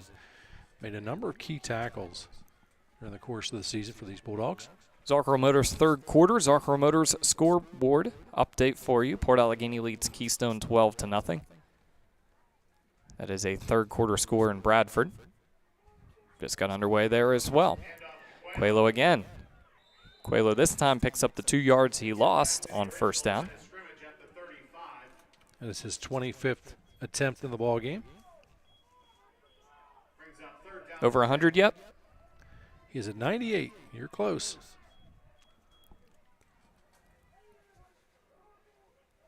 Third down and 10 for the Rovers. Line to gain is the 45-yard line. As we're below 9.5 to play in this Zarkro Motors third quarter.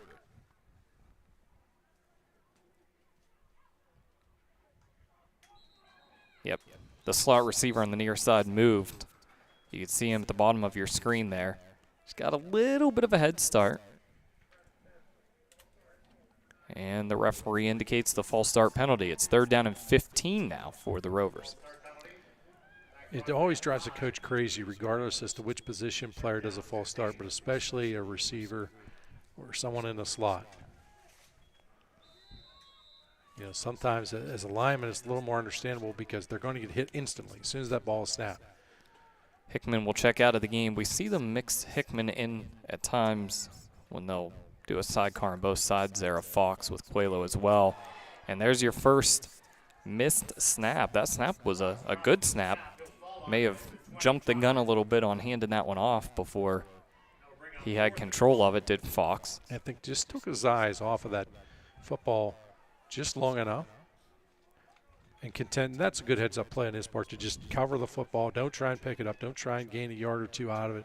Cover it. You're going to kick. You know, you're not going to turn the ball over deep in your own territory. 4th down and 20. Fox will kick it away. Goes out of bounds, Redbank Valley, after going 3 and out to open this second half. Will get great field position, trailing here 7-0. Great field position now. Both teams on the offensive side have had the opportunity to field this football in this kind of weather. So now the second series typically will be a little bit more aggressive because you're more confident that the guys are used to dealing with this now. Plus, a lot of times if you went to the locker room, you got warmed up, and you come out, now you're in the wet stuff. It can be a little sluggish coming out here in quarter number 3. 2 receivers on both sides of this formation. Byers to the right of Wagner. Wagner will look to throw. Across the middle, that pass is complete. Aiden Orts. Orts just gets a yard.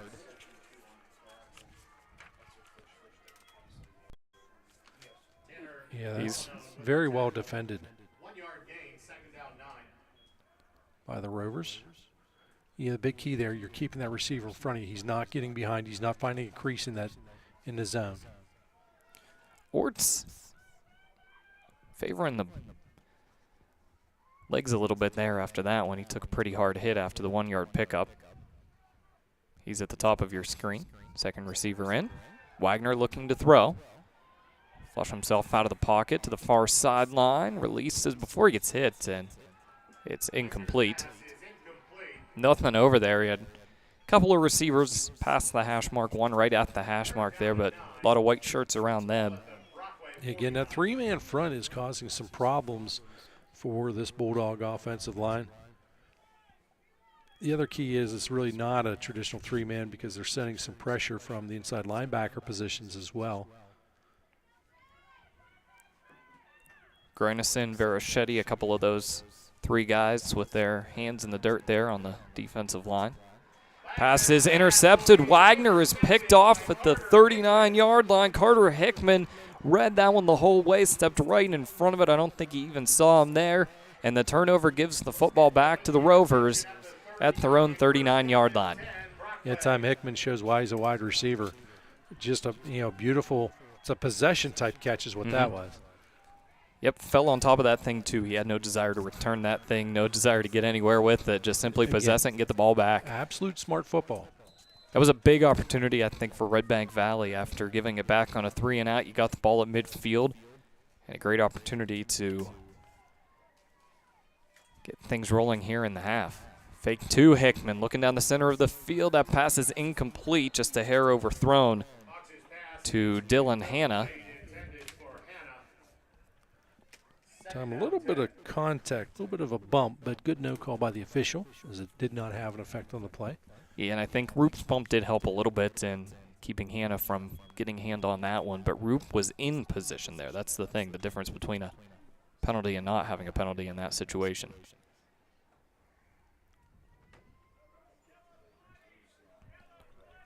So now you have this second and full situation. Under 7.5 to play in the Soccer Motors third quarter. Fox, pistol snap, gives to Coelho and Met immediately. Big loss. Brandon Ross, tackle for loss, a 3-yard loss. Drops him down to 95 yards in the ball game, 26 attempts. Rovers now behind the sticks, facing a 3rd down and 13. Need to get to the 49-yard line for the first down. Under 7 to play in the third.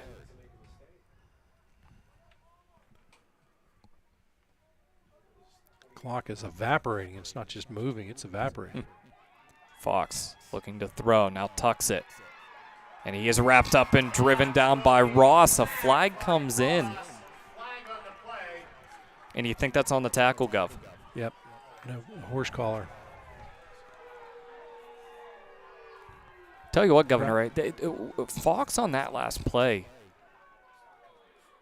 rushed the tuck a little bit there. He kind of, the pressure was coming. Don't get me wrong. Ross was coming. You see number 51 well, I was going to say, here I am in a warm booth right now, and Brandon Ross is not chasing after me.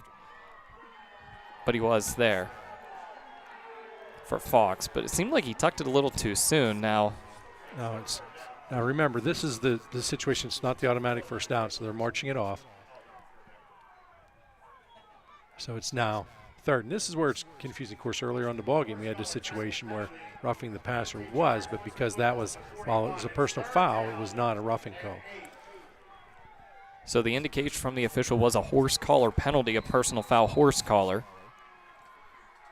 But because of the location of the penalty, it's still third down for Brockway. The line to gain is still the 49. You can see it on your screen. A lot of time left on that down clock. This is good, smart football. The clock is counting up. The clock is counting up out there. Third down at 8.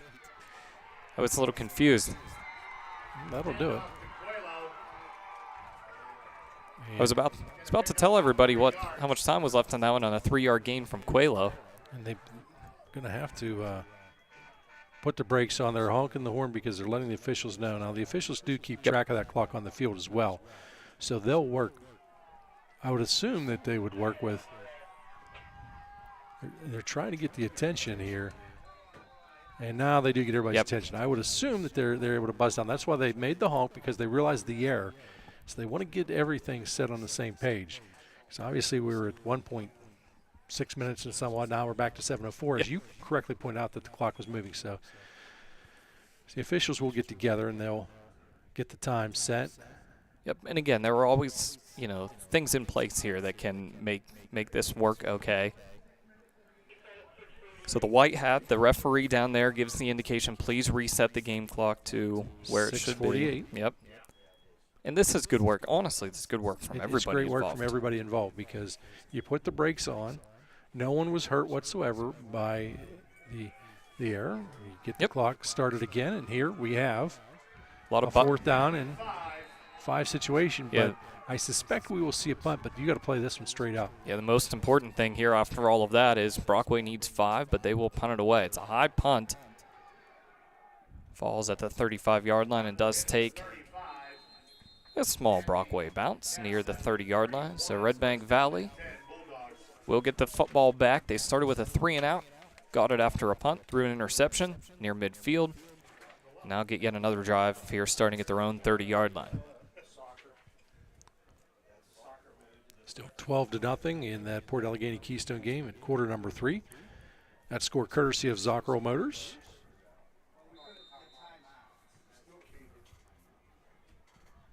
As Wagner comes to the huddle now. Again, you need to move the football. You've got to – you're midway through quarter number 3. You're still looking for your first score, but you got to get some confidence here. You got to make some plays offensively. Motioning into the backfield is Minnick. Minnick will get the ball. Minnick shakes out of one tackle. Minnick near the line of scrimmage and finally dropped after a gain of a couple.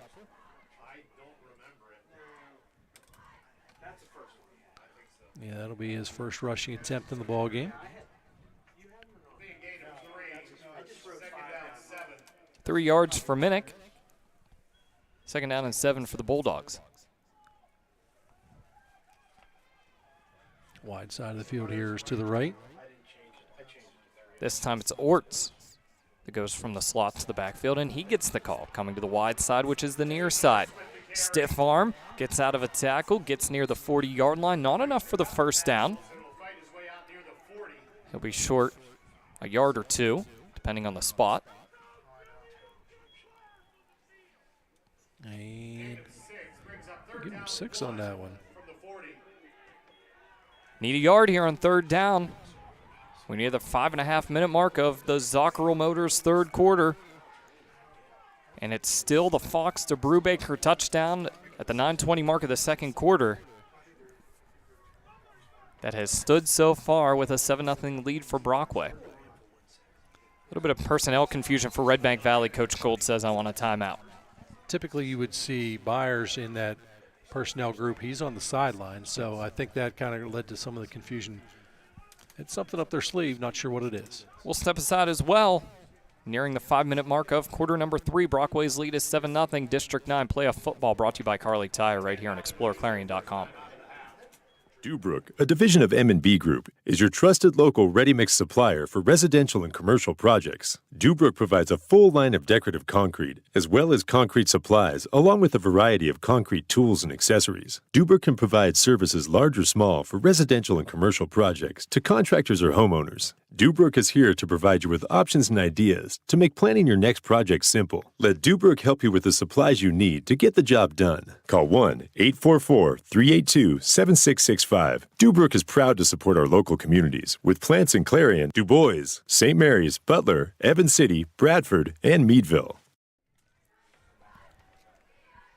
3rd down and 1 for the Bulldogs following the timeout. Wagner has Orts to his left. Again, Byers still on the sideline for the Bulldogs. Orts will get it. Orts has the first down, secures that football. So Orts, his second attempt, 10 yards. Look quickly at that Zocker Motor scoreboard. Port Allegheny now up 18-0 over Keystone, quarter number 3. Seth Stewart on the stop for Brockway. Top-seeded Gators looking good there in the 3rd quarter to punch their ticket. Will it be Brockway or Redbank Valley? Still a lot of time left in this one. And a potent offense here. Haven't seen it yet from Redbank Valley. Minnick gets it this time. Now, Governor, how you scoring that one? Did he flip or did he hand it? I gave him the flip. So that's the pass, yep. What they call their Jayhawks there.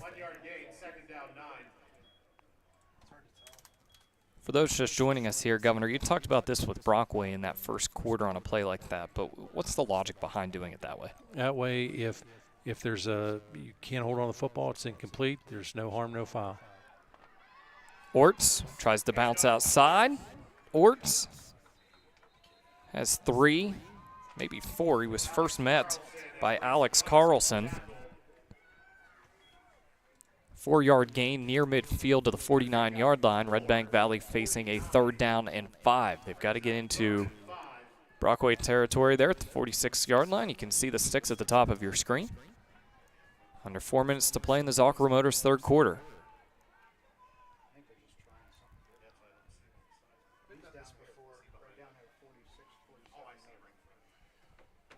Taking a lot of time off the clock. Wagner looking near sideline. Receiver there is incomplete through the hands of Tate Minnick and incomplete. You had the call, you got the receiver, but the weather a factor on that one as it falls incomplete. And that's the situation. Redbank Valley coaching staff, everybody probably saw that one. You had no cap on top of him from the safety there. It's a one-on-one situation, and you had the right route call. And yeah, really, and you had all kinds of things available that way because the linebackers sold out first and foremost on the run, so that opened up gaps within the coverage as well. Another missed opportunity for the Bulldogs. It's been the story this afternoon. The kick is away from Minnick. Taken at the 20-yard line by Pine. Pine has a little room and is finally dragged out of bounds. At the 32-yard line, a 12-yard pickup for Pine on the punt return. Brockway with yet another drive. So, got to tell you, I really like the way Pine returns the football out there. He secures that. He takes care of business. He makes sure that there's no way that ball's going to pop out. He takes his time to secure it, but he has enough shiftiness to be able to shake out of the first couple of potential contacts there. Yeah, makes some nice football moves, no question about that.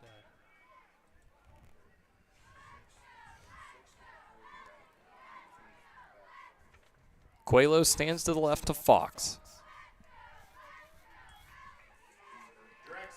Incorrect. That's Hickman now. Yep, we've seen this a couple of times here. Hickman comes in. We'll take the snap. 4-yard gain for Hickman. He's got 5 in the ball game, 3 attempts. It's a nice little just different wrinkle. So on Redbank Valley's side offensively, we see them mix it up a little bit. Byers is into the game. can see him at the top of your screen in coverage there. But he was not as a part of the personnel package on the last offensive series. And now we see Hickman taking the snaps here for Brockway. Coelho. Flag comes flying in the area of a holding penalty. Yeah, thrown with authority back there. Flag lands on the 34, almost 35-yard line. Sideline official has already indicated it. You can see him on your screen at the bottom there.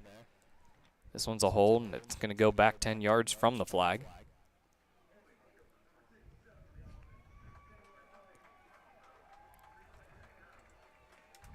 Brockway with decent chunk yardage on those first two plays, but this one digs them into a bit of a hole. Yeah, this really can potentially change the complexion of your remaining play calls here. Again, you want to get some chunk yardage, cut the distance in half on your third down attempt if you don't pick it up on this down. Fox back in. And the handoff to Coelho. Coelho, ball loose. Struck out of a couple of tackles. It's still down, and Redbank Valley recovers at the 25-yard line. A huge, huge fumble by Coelho. Looked like it was amazing. He was spinning out free. Looked like he's going to break it, get a decent chunk yardage out of it. Instead, winds up fumbling it. And again, you got to think weather was a little bit of a factor on that fumble. Caden Adams finally gets on top of the football for Redbank Valley. That ball was squirting everywhere out there. The Bulldogs finally corral it. Do you take a shot right here? I would. On the near side is Minnick, but they'll go to Byers. And Byers is past the line of scrimmage, has a yard to the 25. See, the issue with the run in that situation is that defense is selling out first and foremost. They're playing run. Take a chance. Throw downfield. Yep. And this is coming from a guy who loves to run. Isaac Crawford defensively shading over a little bit toward Minnick's side there. He's the single receiver at the bottom of your screen. 3 at the top as Wagner looks to the sideline for the call. We're under 2 minutes to play in the Zocker Motors third quarter. Redbank looking for a score. He'll look left, throw right, 2 guys there. Minnick, it's tipped and incomplete. Minnick tried to reach over the head, as you saw there, of the defender. Yeah, coverage was tight. It was there. Isaac Crawford and Alex Carlson. Carlson is the corner out there, but as I mentioned before, Isaac Crawford kind of shading over that way as a safety. Knowing what Minnick can do, not wanting to allow for that single coverage. Want to get positive yardage out of this play. 3rd down and 9. Across the middle, complete. First down for the Bulldogs inside the Dubrook red zone. Rylan Roop.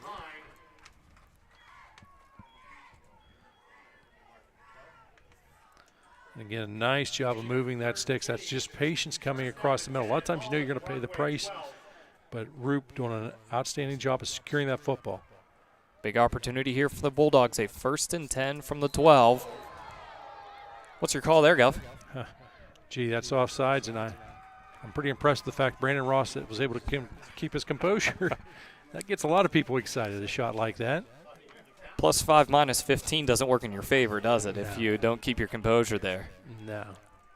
You know, and it's a wonderful thing to try and time the snap count. When you time it. When you time it. That's right. So now 1st down and 5. They can get a 1st down inside between the 3 and the 2. You want to limit the amount of people touching this football. Yep. I wouldn't be surprised if Wagner keeps it. Byers is stuck in the backfield. What a shot taken that time by Byers. He's going to lose almost 4 yards on that one.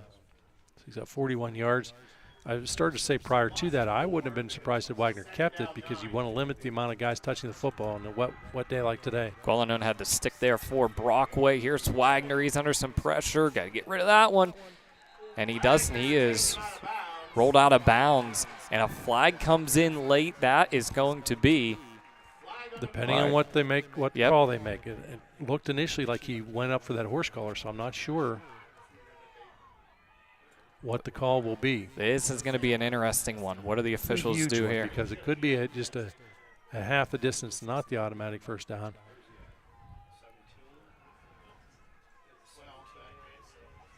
The official trailing the play there will indicate a personal foul penalty against Brockway. Yeah, Wagner, you know, giving up on the play. Feet were well into the white there on the sideline. Whistle's blowing, and the play comes to an end, and just a hit that was a hair too late for the Rovers. That's a big penalty. So 38 ticks remain in this one. So it would have been third down, and I think he had lost some yardage on that one as well, not getting rid of the football. So much different than having a third down and behind the sticks. They want to get this spot corrected. They're going to draw the football off as well. Okay, it is third down. After the play. Flag comes in after the play to the dead ball penalty, so it's third down now, 4. They can still get a first down between the 2 and the 3 yard line. Byers still going, and he is inside the 5 yard line. Maybe right at the 5. Gains 4. Fourth down and somewhere between 2 and 3 for the Bulldogs. Pretty impressive, and we will not have a play prior to the quarter expiring here, so everybody's going to.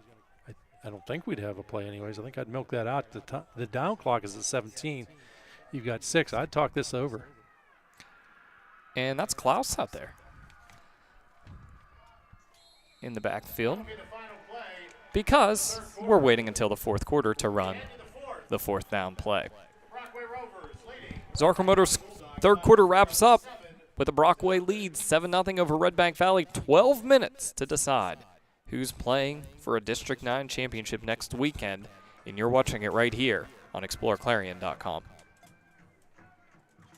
Redbank Chevrolet, the area's #1 Chevrolet dealer and Clarion County's truck headquarters. So if you're in the market for a new or used Chevrolet car, truck, or SUV, go to Redbank Chevrolet, 500 Broad Street in New Bethlehem, or online redbankchevrolet.com. Skilled staff at Redbank Chevrolet is ready to meet all of your automotive needs. If we don't see you today, we'll see you at Redbank Chevrolet.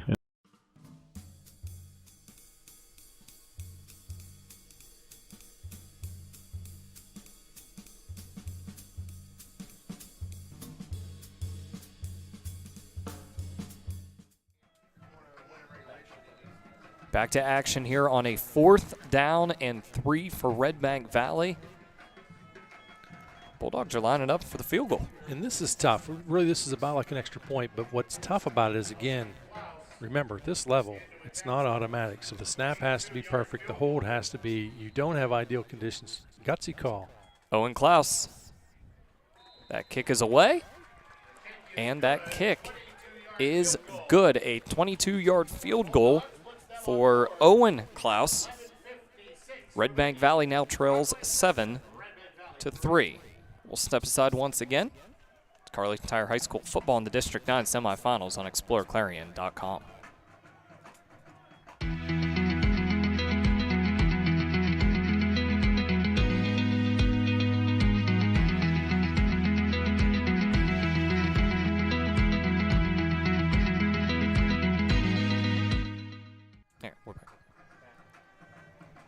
Mansell Stadium and DuBois, as we're just 4 seconds into the fourth quarter. Clarion County Community Bank fourth quarter here, and Redbank Valley gets on the board now trailing 7-3. Brockway's score came at the 9:20 mark of the second quarter. Fox to Brubaker, 45-yard touchdown pass, and Wilcox extra point was good. Big thank you today to New Era Building Systems, Smith, Bertocchi, Arbaugh, and Hall, certified public accountants in Katanning, also Farmers Mutual Fire Insurance Company of Marble, and State Representative Donna Oberlander as well. Pine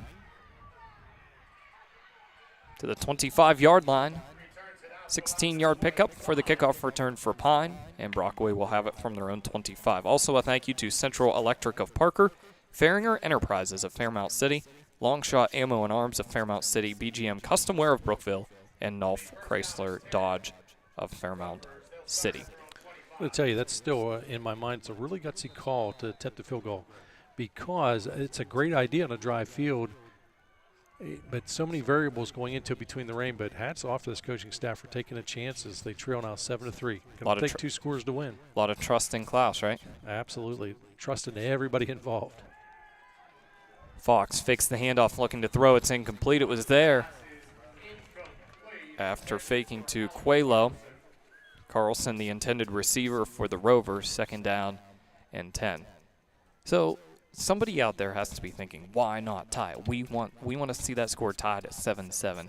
What's the thought process in getting the 3 there, Bob? You got to score twice anyways if you want to. If you're going to win, if you want to win it in regulation. Yep. The other thing is, again, still not a sure thing. Even if you would get the touchdown, there's still the variable. Yep. You're going to score a second time.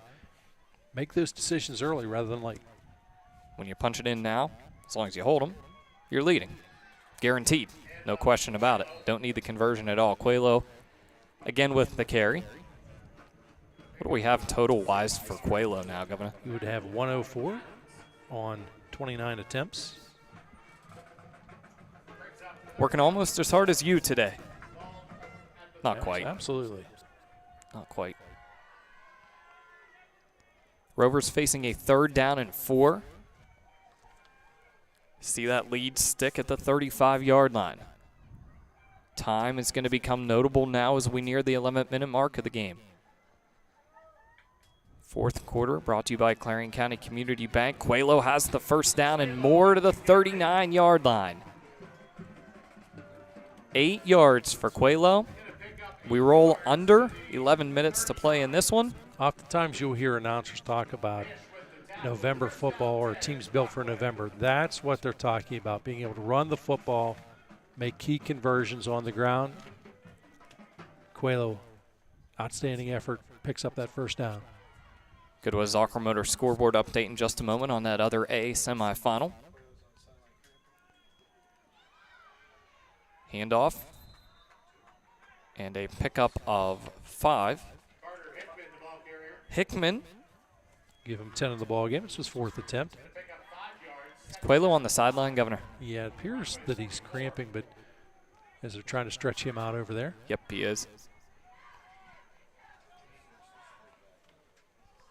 10-14 on that game clock officially. Hickman a nice chunk on 1st down, though. 2nd down and 5 for the Rovers. Hickman again. Hickman past the 45 to the 46-yard line. You know, Hickman is one of those guys, I think he does a little bit of everything on this squad. Again, you're in a very makeable down situation here on a 3rd down. Either way, with this Brockway team, even if you were to stuff them up, if you're a Bulldog fan, I would suspect they'd be very tempted to go for it here. A lot of confidence in this offense, especially the offensive line. Prior part of that stop for Redbank Valley. 3rd and short, 3rd and 2 for the Rovers.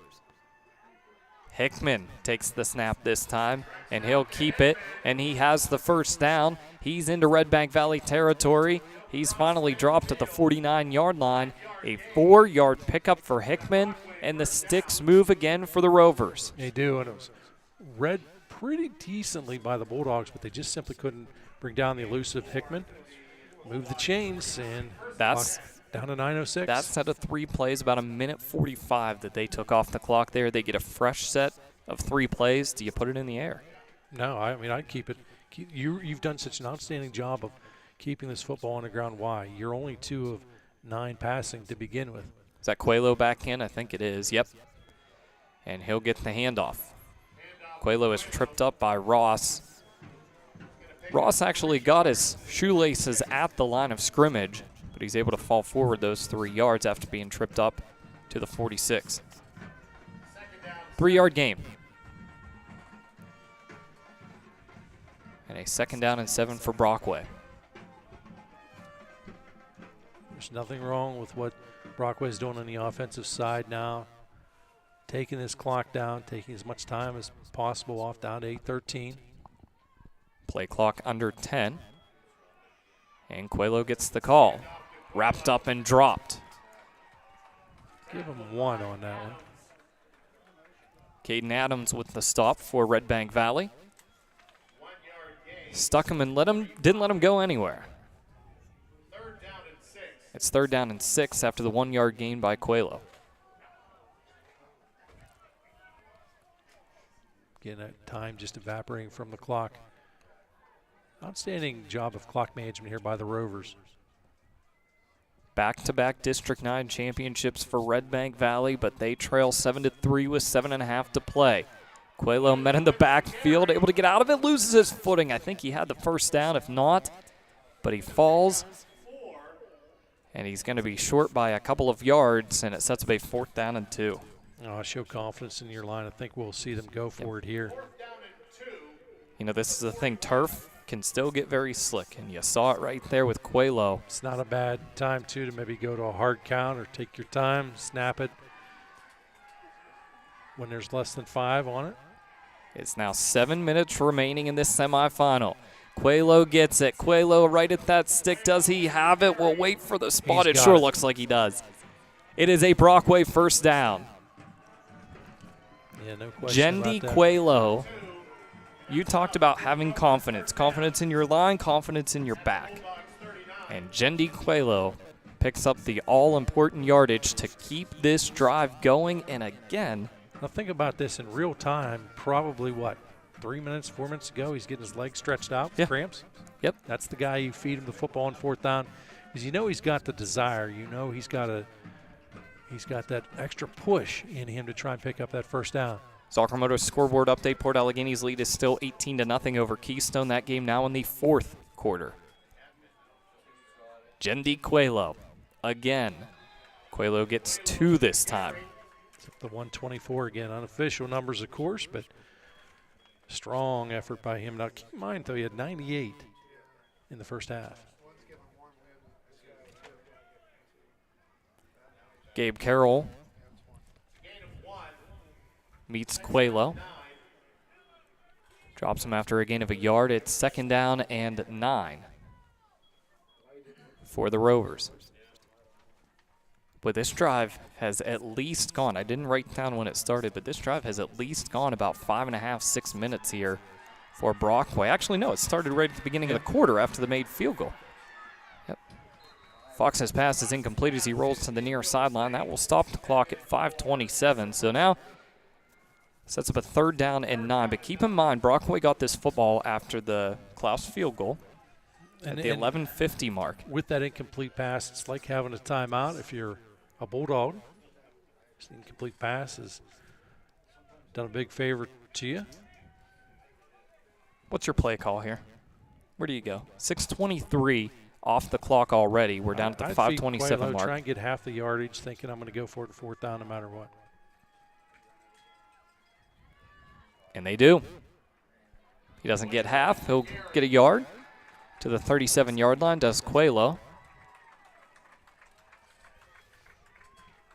And it sets up a 4th down and 8 for the Rovers. All right, Coach. Now what do you do? Roll out to this right side, try and hit somebody in the flats, flood the zone, try and create confusion with the defense. Otherwise, you're going to run this thing all the way down, try to get it down to around 4:45. If you're wise here, they don't need to snap it for another 15 seconds, but they do at 15 on the play clock. Like a kick. Bounce chance it it's going to roll into the end zone. It does. So the net there is just 17 yards or so from the 37 back to the 20-yard line. A little surprised by that. I thought we would see them go ahead and flood this zone because they had opportunities. They've had, if you notice, throughout the ball game going to the right side. Yeah, I think it's just a matter of their route tree, the way they're actually running the routes. They've been able to flood that zone, create a little bit of confusion, and sometimes almost have a glorified pick, if you will, create an open receiver. But they like to quick kick it. It does roll into the end zone. Bulldogs, it's 1st and 80. Redbank back-to-back District 9 championships. They trail 7-3 with 4:47 left to go. And Byers gets the carry on 1st down, and he is met at the line of scrimmage. No gain, 2nd down and 10. Boy, you wonder, looking at our post-game show here, that Sweet Basil winging it throw of the game. Is it going to harken back to Fox to Brubaker and our lone touchdown so far, or is there going to be something big from Braylon Wagner to punch Redbank's ticket to the District 9 championship game? We'll see. 2nd down and 10.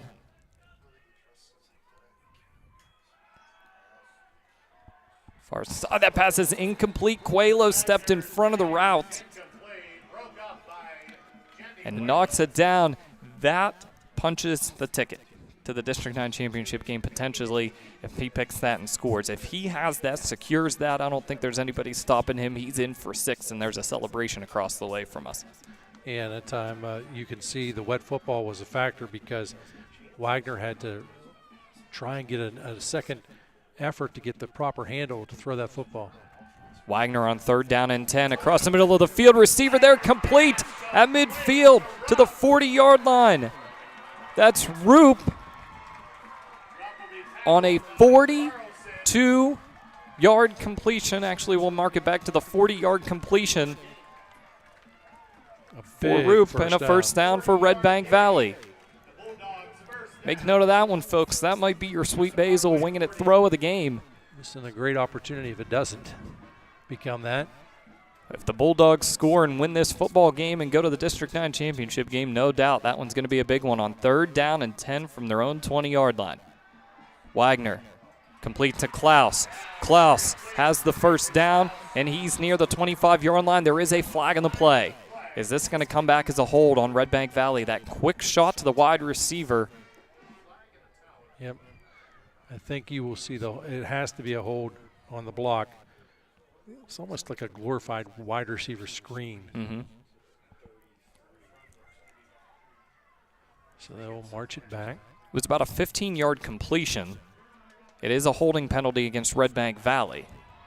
They will get credit for 7 or so of those yards, actually closer to 8 of those yards, as they determined that the spot of the foul was the 32-yard line. So 10 yards back from there. It's an 8 yards officially on the completion to Klaus.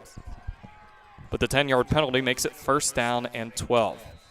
Less than 4 to play in this Clarion County Community Bank fourth quarter. Byers with the call. Byers to the 35-yard line. It's a good play to just settle everything back if you're Redbank Valley. Yep, a couple of big plays there, and then one of them comes back in the hold. Byers just nonchalantly picks up 7. The temptation is always to be aggressive, but you got plenty of time on the clock. 2nd down and 5. Remember, it actually would behoove you to milk as much time off this clock as what you possibly can. Too many big play opportunities there for Brockway. Limit the time they have. Wagner down the middle of the field. It's there. That pass is incomplete. Intercepted. It's picked off. Intended for Minnick. Alex Carlson gets in front of it for the Rovers. Brockway takes over deep in their own territory at the 1-yard line. It's not a touchback, which is going to be notable, folks. But either way, if you're the Rovers, you'll take that football up 7-3 with 3 minutes to play. No question about that. But, boy, Carlson has had the coverage consistently tonight, and great effort by him. So here we go. Brockway with the football at the 1-yard line. Zocker Motor scoreboard update from Bradford. Port Allegheny's lead is now 18-6. Keystone gets on the board. They'll go to Coelho. Coelho gets out of the end zone and gets a whole lot more to the 5-yard line. And if you're a Brockway fan and on the coaching staff and anybody wearing Rovers colors, take a deep breath on that one. You got yourself away from the 1-yard line. You're out to the 5, and a timeout is taken by Redbank Valley.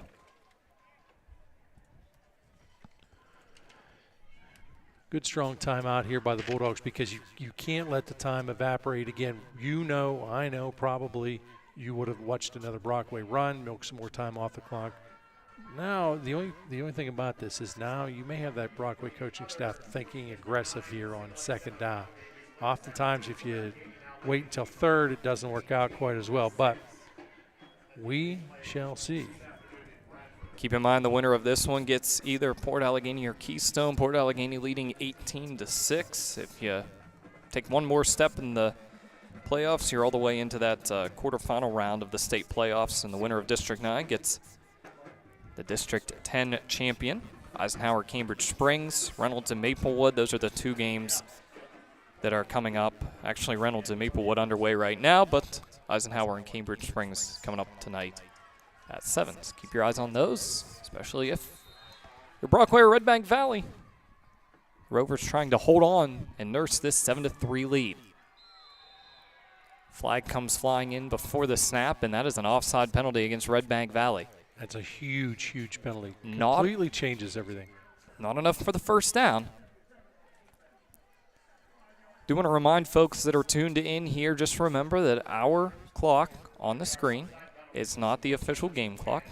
Adrian doing a spectacular job of running that thing, but it is run manually by us. It is not the official time clock for the game. So as we get down into these final moments and that clock becomes pretty important, we'll try to keep you updated on that official clock as well. But that'll give you a great idea of how close we are. Quaylo gets this one again, and he has enough for the first down, and that's a big deal if you're a Brockway fan, because now Redbank Valley, which I think only has one timeout left. They had to take one the series that Byers was out, and they had some personnel issues. They took one there. They took one to start this one, and they'll have one here as well. We'll step aside. Under 3 to play in the fourth quarter. It's 7-3, Brockway leading, and you're watching District 9 playoff football on exploreClarion.com.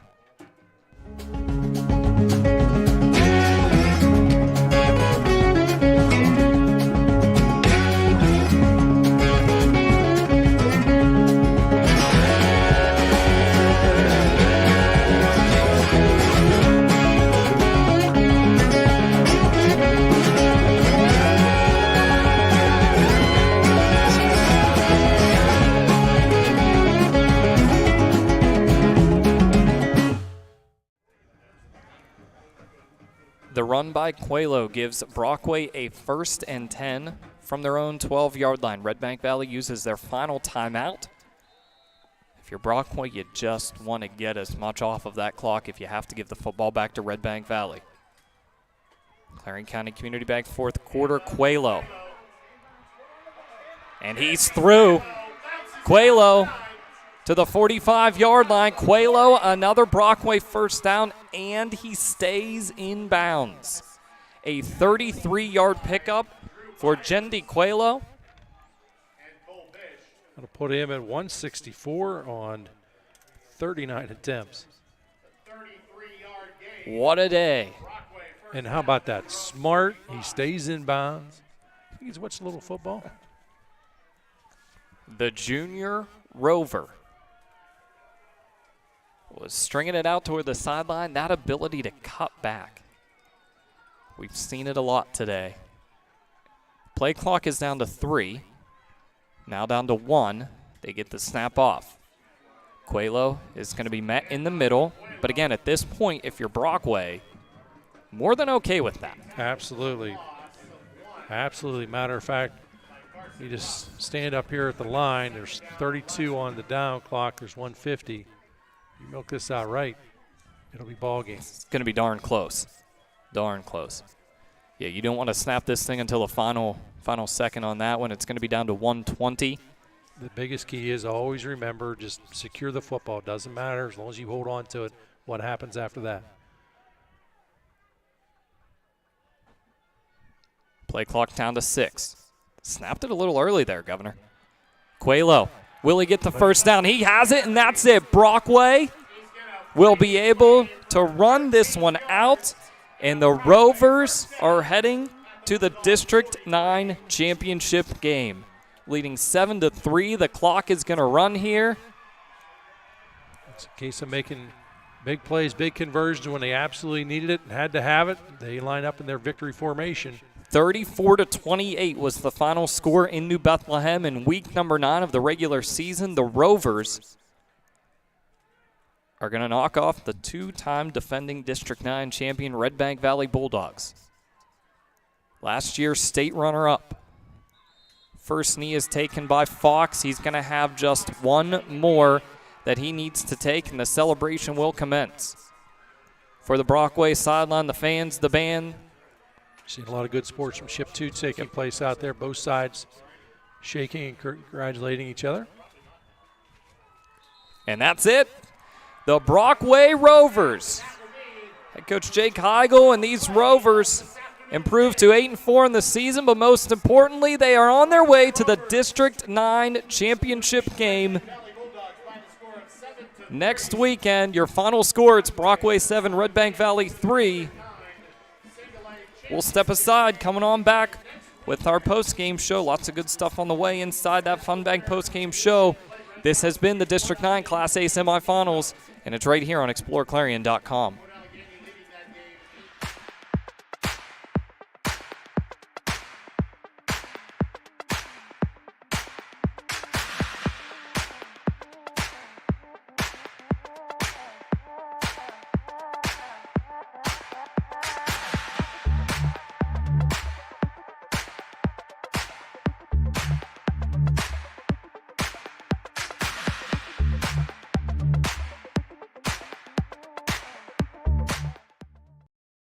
Brookville Equipment Corporation is a leading American manufacturer of locomotive, streetcar, and mining machinery. For over 100 years, Brookville has been a world-class manufacturer with innovation, quality engineering, product safety, and expert American craftsmanship. Every piece of equipment is designed and built entirely in our facility in Brookville, Pennsylvania. Join our team. Brookville is a family-owned business. We offer competitive wages, opportunities for growth, and outstanding benefits. Click the Now Hiring button on our website at brookvillecorp.com for current openings.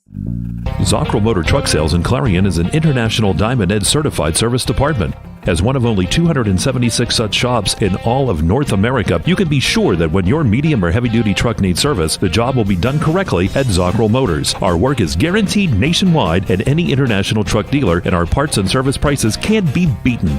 Our technicians are factory trained and factory certified. Don't trust a shop that just thinks that they can make repairs. Come to Zockrell Motors Diamond Ed Certified Service Department. If it's maintenance you need, click ZockrellMotors.com or call us for a quote on those jobs too. Our prices are great. Best of all, you know the repair is done right and it's guaranteed. Get your truck service work done at Zockrell Motor Truck Sales, 2 miles north of exit 64 Interstate 80 in Clarion.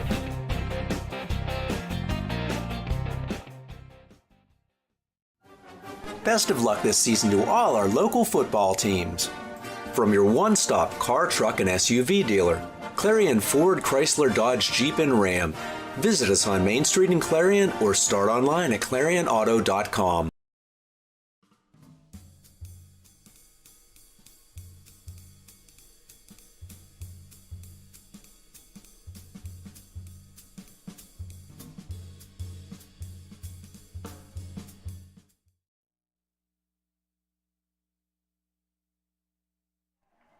The Brockway Rovers on their way to a District 9 championship game next weekend with a 7-3 victory in celebration on the far side with the Brockway band.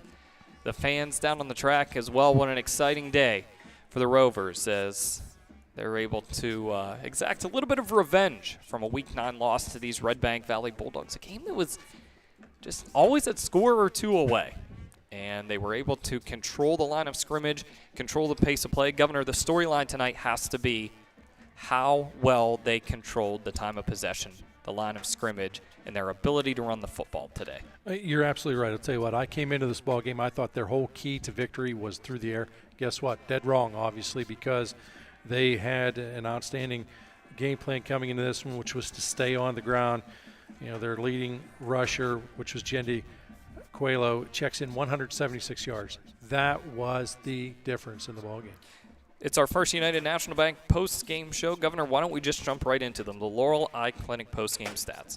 Pretty impressive afternoon for Brockway. 261 overall, 194 on the ground, 67 through the air.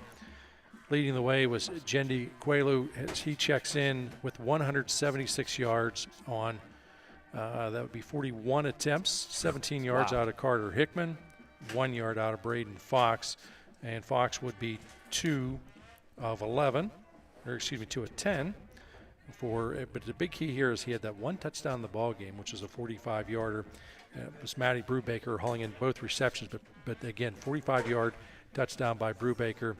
Again, a total of 261 yards overall here for Brockway. For Redbank Valley, 203 total in the ball game, 89 on the ground, 114 through the air. Drew Byers checks in 52 yards on the ground. Orts adding 14, 20 yards out of Braylon Wagner. Tate Minnick adding 3 for Wagner. He was 11 of 22, 2 interceptions, 114 yards hauling in receptions. Rylan Roop, 55 yards Mason Klaus, 15, 36 out of Tate Minnick, and Aiden Nortz checking in with 8 yards as well.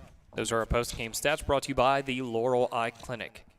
You take a look at Redbank Valley down there, that final meeting of the season for these Bulldogs as they lose here in the District 9 semifinals. It's going to be some sense of disappointment here, certainly.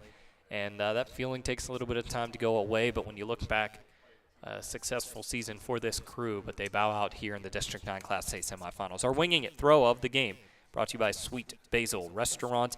You have to go back to that 9:20 mark in the second quarter as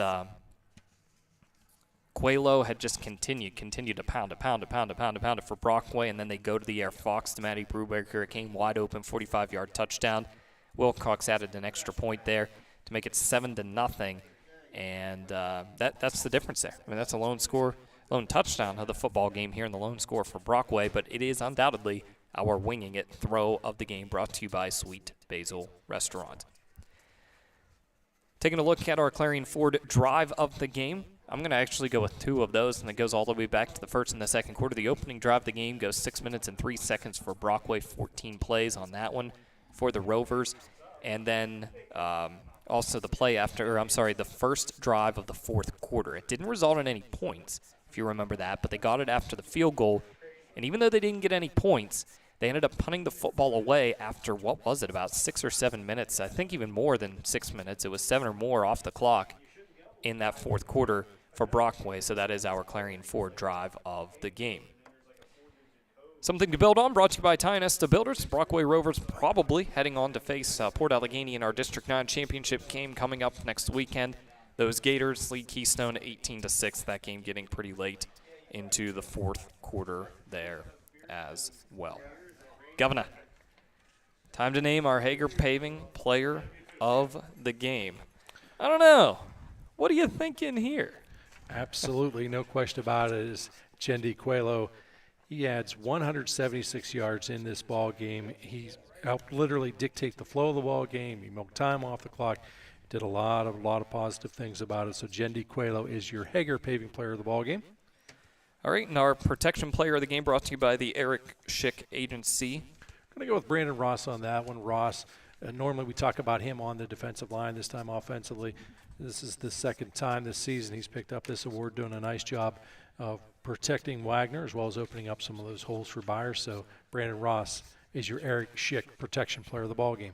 And the scoring summary here, just remember 7-0 at the half. Owen Klaus, Redbank Valley elects to go for the field goal there at the beginning of the fourth quarter. Owen Klaus connects on that 22-yard field goal to make it 7-3 at that time. But Redbank Valley would get down inside after the long drive by Brockway. Redbank Valley got the football back. A big pass completion, a couple of big completions, got it inside the 30-yard line, but an interception thrown. And Brockway runs out the clock for the final few minutes of this football game to set our final score at Brockway 7 and Redbank Valley 3. That's going to wrap it up for our First United National Bank post-game show. Unless you guys want to stick around here for a little bit longer. I know you guys don't have anywhere you need to get to. So, I got nothing going on. If you guys want to stay. No, you guys want to get down to Card City? I'm thinking we got to get on the road here pretty directly. Hey, back. A big thank you to Nico Cosma out there in the camera. These type of conditions are not great to be doing something like that, and he gave you folks great shots all day long. I hope you enjoyed the opportunity to watch this game today in not so great conditions. We thank Nico for his fine work out there. Adrian Weber, first time on the production side of things today, did a stellar job there as well. We appreciate Adrian and the production side as well.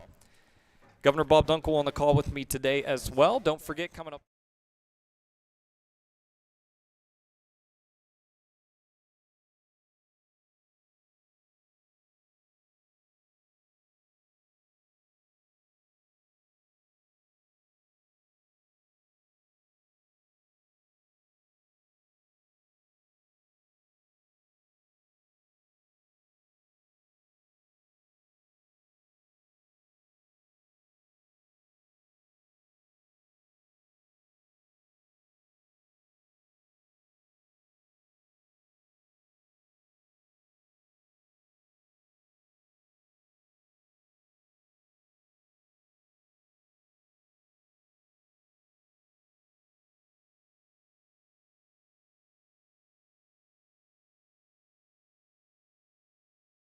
Dustin Kifer, this is Governor Bob Dunkle saying, hey, let's be careful out there.